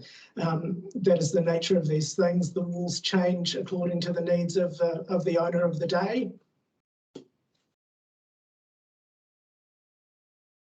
Thank you for that, and thank you for your evidence, which is helpful. And so back to you, Ms. Lucas. Where do we go from here? Thank you, sir. Our next witness is Mr. Scanlon on traffic, and he is not in the room. He is online separately, and I trust will turn his camera on and reveal himself. Hopefully, here he is. Thank you. Handing over. Thank you, Francelle. Good morning, Mr. Commissioner Allen. You've been involved, I think we've been involved with matters and hearings before, so I presume you're familiar with me and my qualifications and so on, and I won't need to go into any of that. To me, and you need not reiterate your qualifications and experience. Thank you. Thank you, sir. Well, I'll just launch quickly into a brief presentation then. That I've been involved with this project since March of 2021, and I have visited this site on a number of occasions. My focus has been mainly on the connection to the public road, that's 3 Mile Bush Road, but you would note that my original report is an integrated traffic or transport assessment under the relatively new rules in the Whangarei District Plan. Integrated transport assessments are required for proposals, certain proposals, including subdivisions of the scale. So in my integrated transport assessment, I considered both the internal roading. I wasn't involved with the design of the internal roading, but I did provide some advice in that regard. And then the connection of the internal roading to the public road, which is 3 Mile Bush Road. And then also, in terms of 3 Mile Bush Road, the locations it leads to and the future development that might, or that is enabled really in the catchment of that road and that might influence this development. And my conclusions in that, my main conclusion or focus really was on the connection to 3 Mile Bush Road, the road connection, which is in which I recommended a standard T intersection with a right turn bay for vehicles approaching, turning into the subdivision and approaching from the east. And then we've also got, you'll see in fact, I might just, I've had trouble with this in Teams before, but I'll have a little go at sharing my screen here and just bringing up the design of the intersection. I'll see how I go with that. That should be there.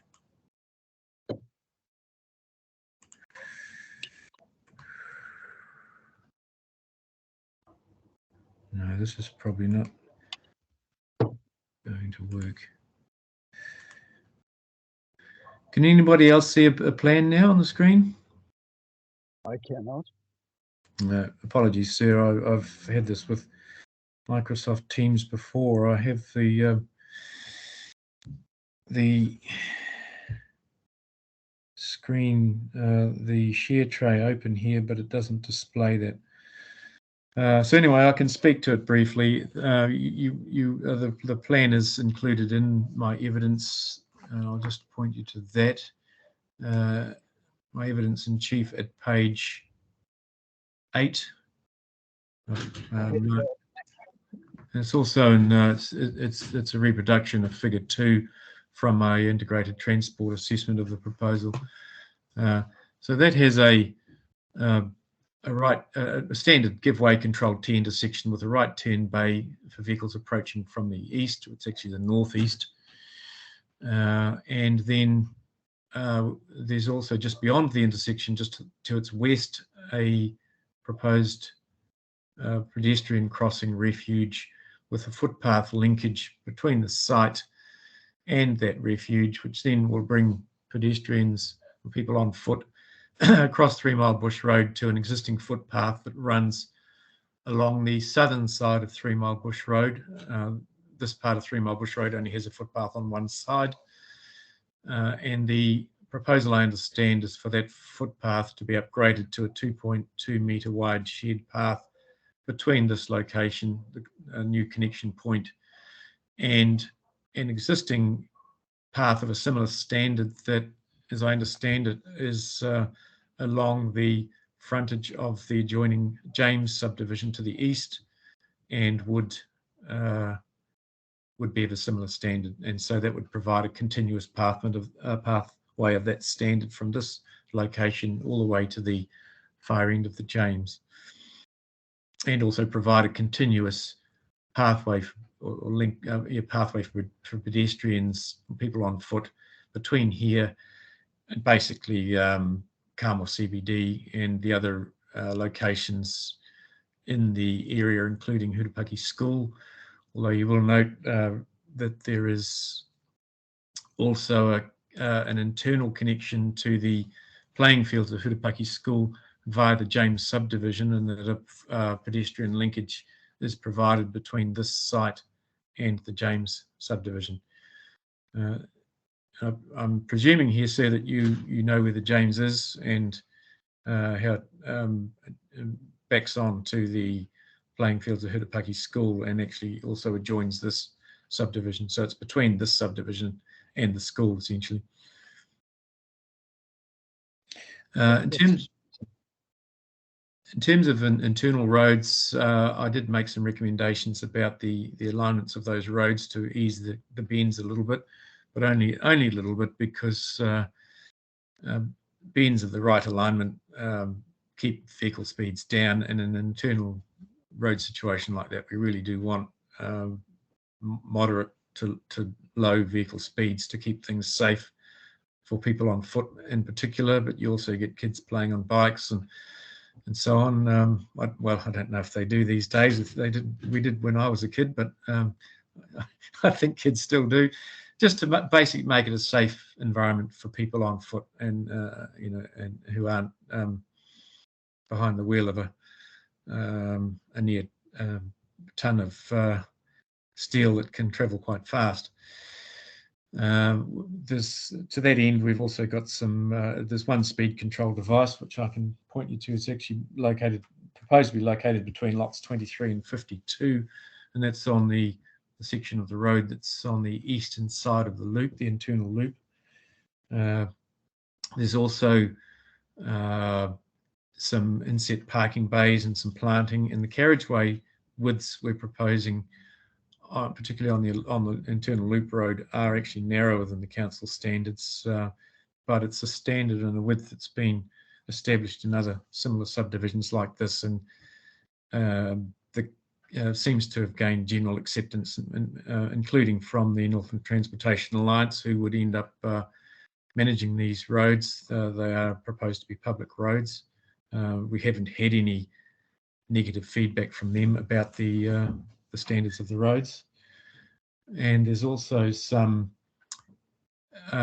shared private accesses that you would have seen, including a fairly significant one, which is lot 302, and that actually leads to 9 lots now. It was 10, but it's now down to 9, which is still an infringement of one rule in the district plan that limits that to 8. But you'll see that my view of that is that the proposed width and a narrow footpath along one side of that will be more than adequate for 9 lots. In terms of just briefly in terms of the wider area, the network and so the road network, I think in my view, the main issue there is likely to be some intersections between this site and Whangarei CBD, particularly an intersection with Carmel Road and State Highway 1 in Faux Valley, which is about 4 kilometres to the southeast of this site and does experience congestion, particularly during peak commuter periods. And you'll see that my conclusion about that is that it's far enough away. It's so far away from the site, and that the traffic from this proposal will be relatively dispersed by the time it reaches there.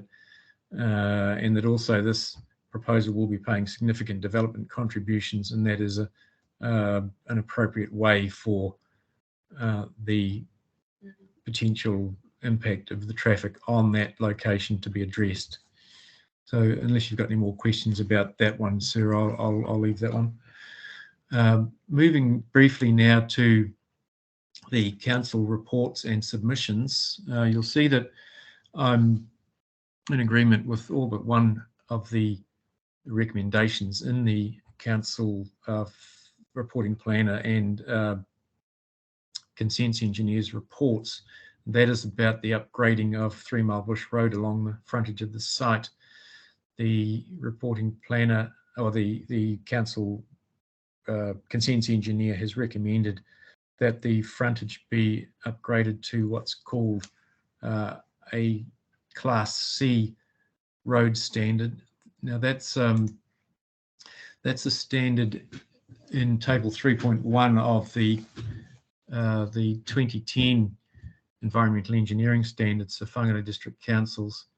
And just quickly looking at that, it includes an 11-metre curbed carriageway with 2 lanes of 3.0 metres and 2 parking lanes outside that, 2.5 metres each. What I'm proposing instead of that is, in fact, what my client's actually proposing as well, what the applicant's proposing is to curb the road along the frontage of the site, and, as I described, to upgrade the pathway on the opposite side along 3 Mile Bush Road, east of the entrance location.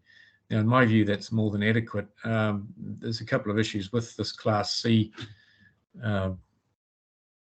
road standard, in that it includes parking lanes for a start.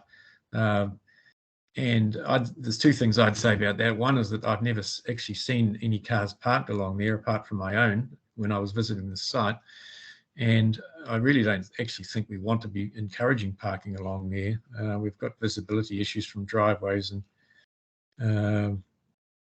Sorry, I'm going to have to interrupt you just for a few seconds. My battery on one of my screens is about to expire.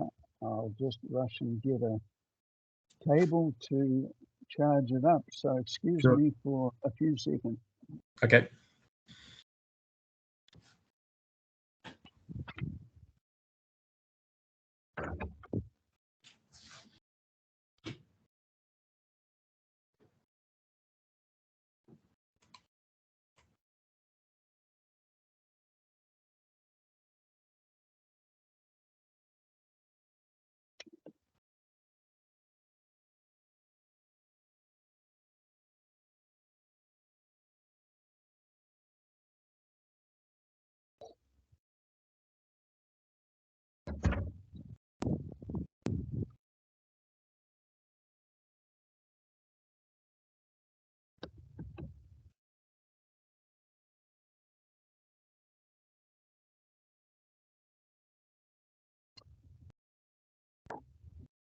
Apologies for that. I am now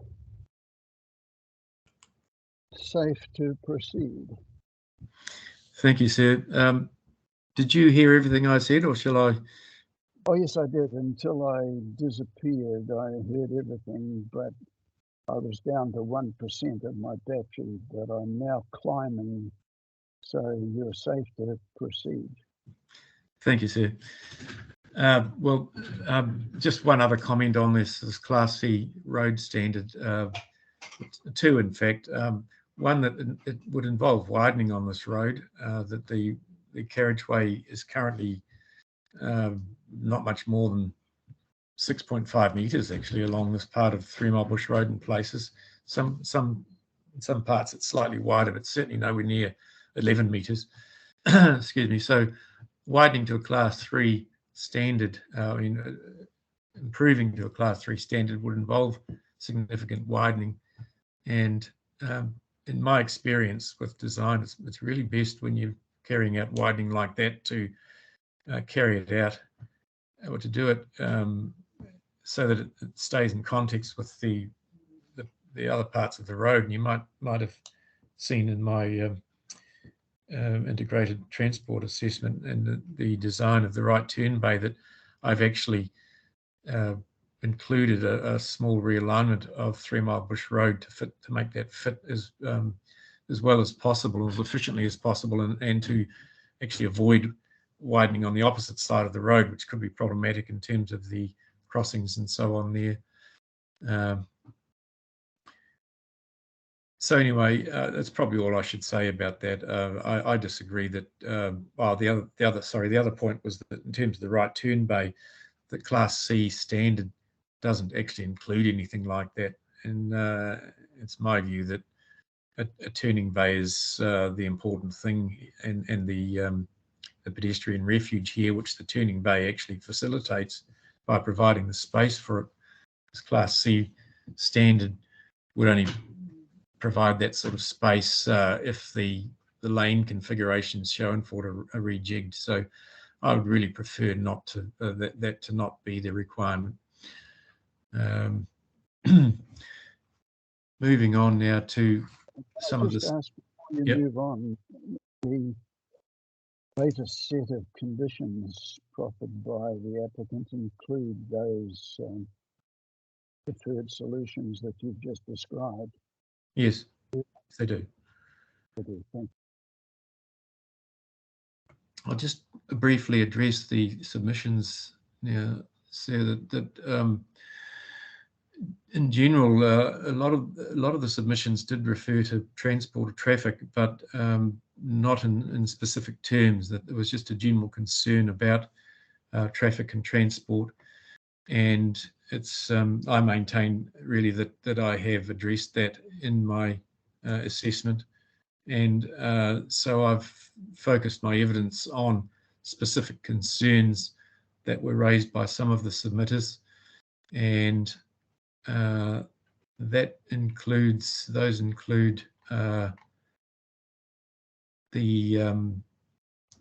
sorry, I'll just bear with me here. I'm just in the wrong part of my evidence here.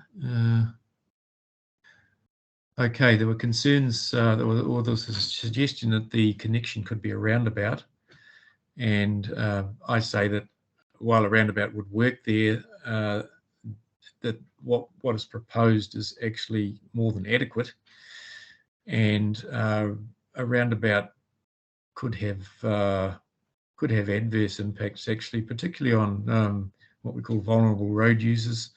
Roundabouts, they're not great for cyclists, and they're probably even worse for people on foot, really. As a regular cyclist, I find single lane roundabouts okay, but not great, and it's much easier really with the type of intersection that we're proposing. Roundabouts really need to be located in context with a route like that as well, and just to install them as an ad hoc treatment is, in my view, problematic, or likely to be problematic. So it's my view that what is proposed is actually targeting the traffic movements and other things in that location better. There was also some suggestions about congestion from the submitters, and you'll see that I've already addressed that, especially in terms of the intersection at Faux Valley, and concluding that development contributions are the way to deal with that. There was some suggestion or some concerns expressed about side roads near the site and some of their intersections, and I maintain that well, we won't be, apart from the extra traffic on 3 Mile Bush Road, we won't be having an impact on those intersections. And I would also say that this part of 3 Mile Bush Road isn't actually a particularly busy road, even by Little Whangarei standards. It might become so in future with the zoning further in along the catchment, but the traffic that this proposal will add, particularly over and above what the district plan anticipates for the site anyway, will only be a very small proportion of that. There was also some suggestions, concerns from submitters about public transport, and again, that's not something that this applicant can unfortunately be responsible for. That's very much the public authorities that are responsible for that. That said, we are improving linkages to public transport, and the nearest, to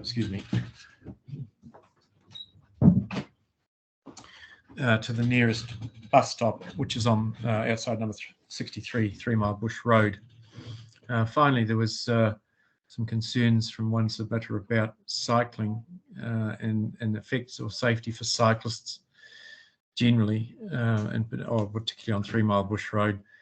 And so I did carry out a little study of that and or investigation, and found that side roads and cyclists generally only don't go together when there is a pathway that allows motorists that doesn't require or force motorists to slow down. So when you've, for example, got an entry onto a priority route at a fairly acute angle, so that motorists don't have to slow down, that's where cyclists seem to get into trouble. And so those are cyclists for the most part on the side road, not on the main road. And in this case, we're not increasing any traffic on the side roads. We're only adding some traffic to the priority route, and we've also made sure the new intersection and so on is designed in a conventional way that all users of the road would understand. And it's my view that that won't be a particular issue for cyclists. I should also point out actually that there's no shared path on the site side of the road of 3 Mile Bush Road, and there's a reasonable downhill gradient for cyclists who are travelling past the site, so they'll be going at a reasonable speed. They're not having to be chucking up an uphill gradient to get past the site. So the risks to cyclists from that point of view are also reduced. I think that's probably all I should say, sir. So if you have any questions, I'm happy to take those.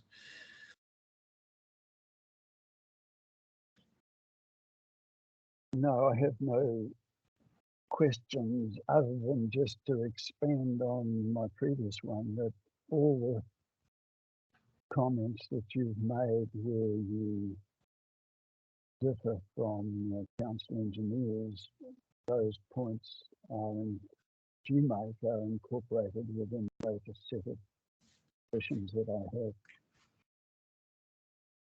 You'd like me to confirm that, sir? Yes, please. Yes, it's my understanding that they are. Thank you for that. And I have no further questions. Is there anybody else that might want to ask a question of Mr. Scanlon, or can we grant him a leave pass?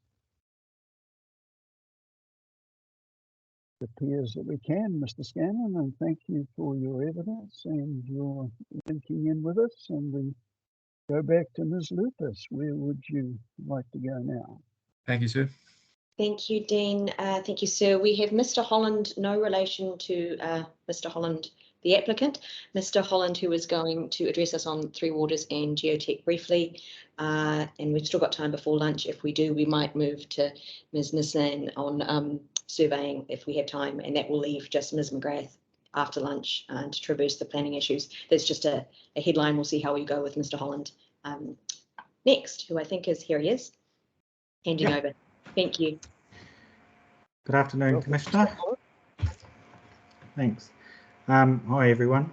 My name is Aaron Holland, and as suggested, I'm not related to Mark at all.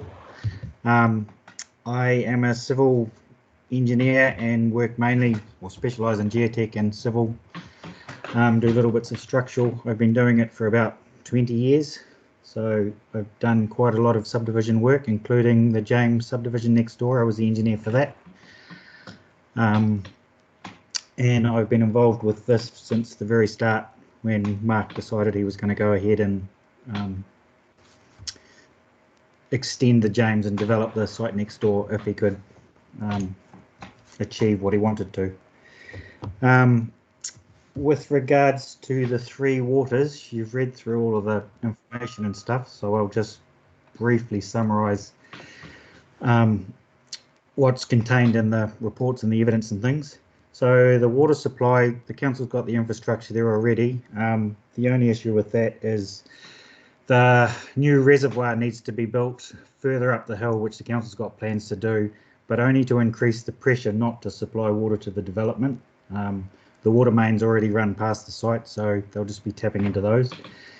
The wastewater will just be extended from the James next door, and the wastewater already extends up the road because the other side of the road's all developed as residential. To deal with the water pressure problem, you will have noted that we've suggested putting small tanks in. If the people that buy the lots want high pressure water until the council actually upgrades the reservoir. Once they upgrade the reservoir, the pressure will be more than sufficient and meet all the required standards and things. With regards to stormwater, you will have seen in Mike's plan, it's planned to install 3 stormwater ponds to mitigate the effects of the development, including climate change and all that side of things. The reason there's 3 is it makes more sense with the topography of the site to put 3 ponds in. And it allows the separation and keeping the stream and things. There'll be a stream crossing put in across the road, approximately where the existing culvert is, so that'll be taken out, and that'll actually be improved so that it meets the actual standards today with submerging it for fish and all that sort of thing. So the stormwater won't have any downstream effects. There is flooding in the downstream catchment, so the ponds are all designed for the 100-year mitigation. So we're confident that there won't be any effects on anything downstream as far as the stormwater goes. With regards to the geotech, there's not proposed to be any development of the steep slopes of the scoria cone, and that'll all be planted out, which will improve both for the stormwater quality for the runoff and as far as the geotechnical stability, although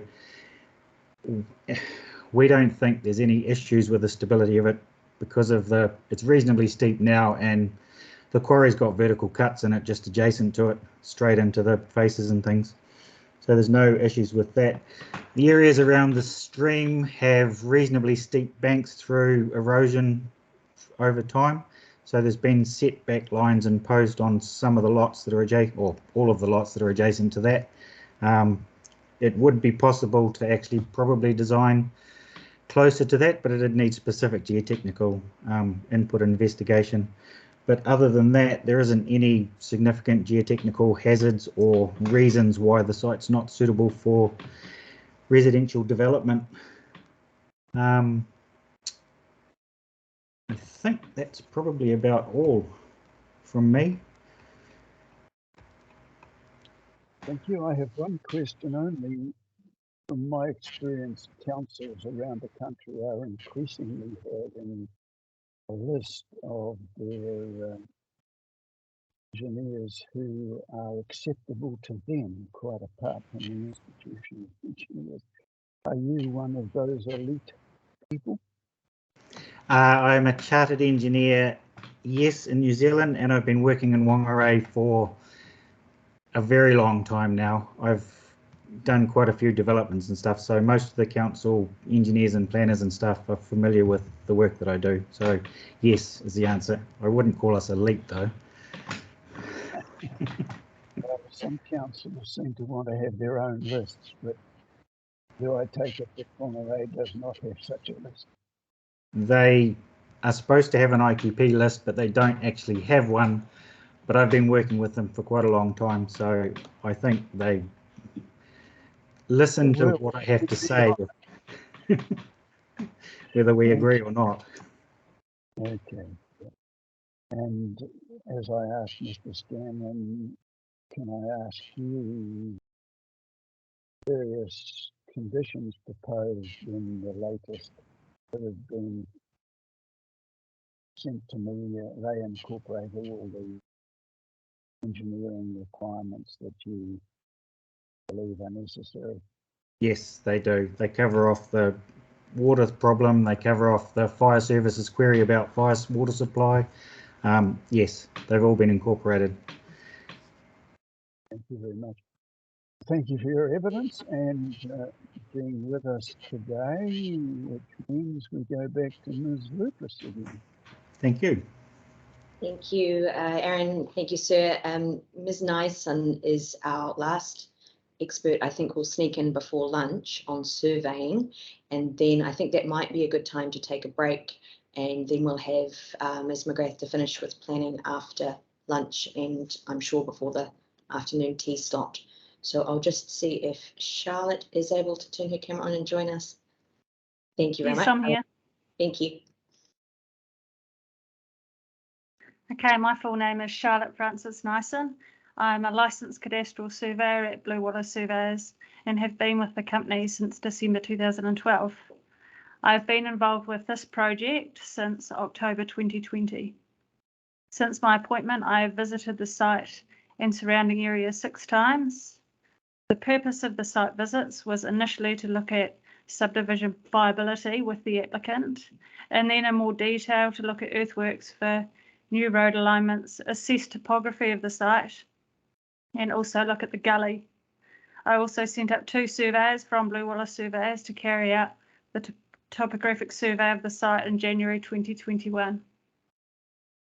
I prepared the resource consent plans, being all versions of the 20183 PL 100 and 20183 resource consent 200 to 801 drawings, which formed part of the resource consent applications. I have assessed the records of title for the underlying property, Lot 2 and Lot 3, DP 99045, for the purposes of completing the subdivision layout plans. The only interests that are relevant to the processing of this application are water rights and right-of-way easements. In summary, the existing water easements on the subject titles are historic rights for conveying water that are no longer utilised. The water easements are located along the road frontage for both titles. They will need to be surrendered as part of the legal work for this development to allow public road to be formed into the subdivision. The existing appurtenant right-of-way easement gives the right-of-way to the subject land to allow access over a portion of Lot 1 DP 49459, shown as E on DP 49459. These can remain on the titles and will come down onto the new records of titles for the proposed lots. The results from the initial site survey were used to complete the subdivision layout design. These formed the initial subdivision design for the site, which was then worked through with our expert team to finalise, taking into account landscaping, service layout as the design progressed. The proposal seeks to decommission the existing vehicle crossings and create a new public road and 3 jointly owned access lots to provide access to all lots created. Blue Wallace updated the plans as a result of the feedback given through the planning process. The updated plans were provided to Whangarei District Council on the 2nd of April 2022. I read this supplementary evidence of Ms McGrath and agree with her conclusion as they relate to the survey and subdivision design plans. From my experience as a surveyor, I believe that this final revision provides a desirable outcome for the subject lot, taking into account the least impact on the surrounding environment and creating a workable solution. So I'm open to questions, if there are any. My first question is, please pronounce your surname for me. You're not the first person to ask that. It's Nyson. Thank you. I take it it's a Scandinavian name. It is. I unfortunately married a person who had Dutch grandparents, so I regrettably took it on. Thank you for your evidence, which is all very clear, and obviously work you've done or your firm's done has provided the bedrock on which all the rest has been erected. So thank you for your evidence, but I have no specific questions. Is there anybody else who needs some clarification of Ms. Nyson's evidence? Nobody seems to be popping up with a hand, so just before we leave you, are you hearing me okay? Yes, I am. You're a bit quieter than the other presenters, but I can hear you fine. Okay, I had the comment here, Ms. Wilson, that I'm a bit quiet, so I'm turning up my volume. How's that? Is that better? I think it might be, yeah. Okay, thank you very much for your evidence and your time. Now, just before I go back to Ms. Lucas, Ms. Wilson, have I done enough correction on the audio side? Well, I hope so. I'm actually hearing you okay. It was feedback from some of the rest of the group. So maybe if those that were having a little bit of trouble hearing could just let us know that it's a bit better. It is a little better, sir. I would say when we were speaking during my submissions, you seem to have a slightly different angle to the camera and were a little bit more audible then. I'm not sure if you were slightly closer at that point to where your microphone is. Just adjusting, how's that? That is better. Okay. Please, anybody feel free to raise your hand if I am too quiet, because we need to hear each other. So, Ms. Lucas, where do we go from here? I think we go to lunch, if that's acceptable with you, sir. We have Ms. McGrath on her planning brief, which is a little longer and more technical. And I think rather than getting her started and then breaking 15 minutes in, maybe we take lunch now and then she'll have a clear run at things when we come back, if that suits you. I agree entirely. We want to hear her from woe to go without interruptions. So, are there any points of process or questions that anybody wants to raise at this stage? How long would you suggest we take for lunch, Ms. Lucas? 3/4 of an hour or an hour? What would you suggest? Now, fine with me. I wonder if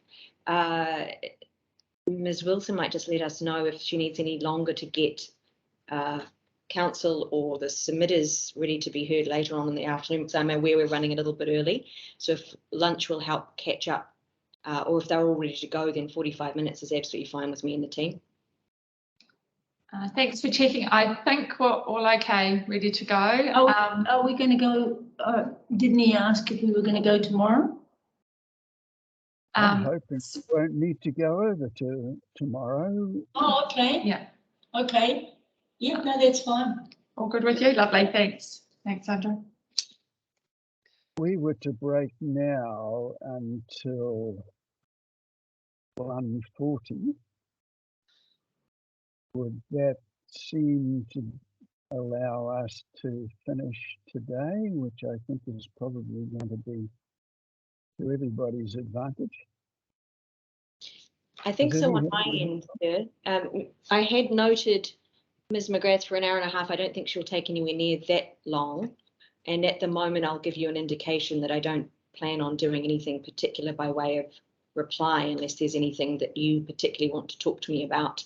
I think I can be very brief, if not very, very brief at the end of the day. So it really then does just come down to any comments that council wishes to make. So I think from our team's perspective, we certainly can. I would be very open to apply submissions in writing if that suited you. Thank you, sir. We can hold that open.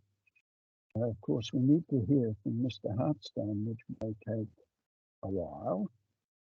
But it sounds to me as though if we can get through this draft by around 3 o'clock, from Ms. Henderson and Mr. Hartstone after that, and with a bit of luck, we should get through by 5 p.m. So everybody think about that while we have the lunch break. But at this point, let us adjourn until 1:40. Thank you, sir. Thank you all.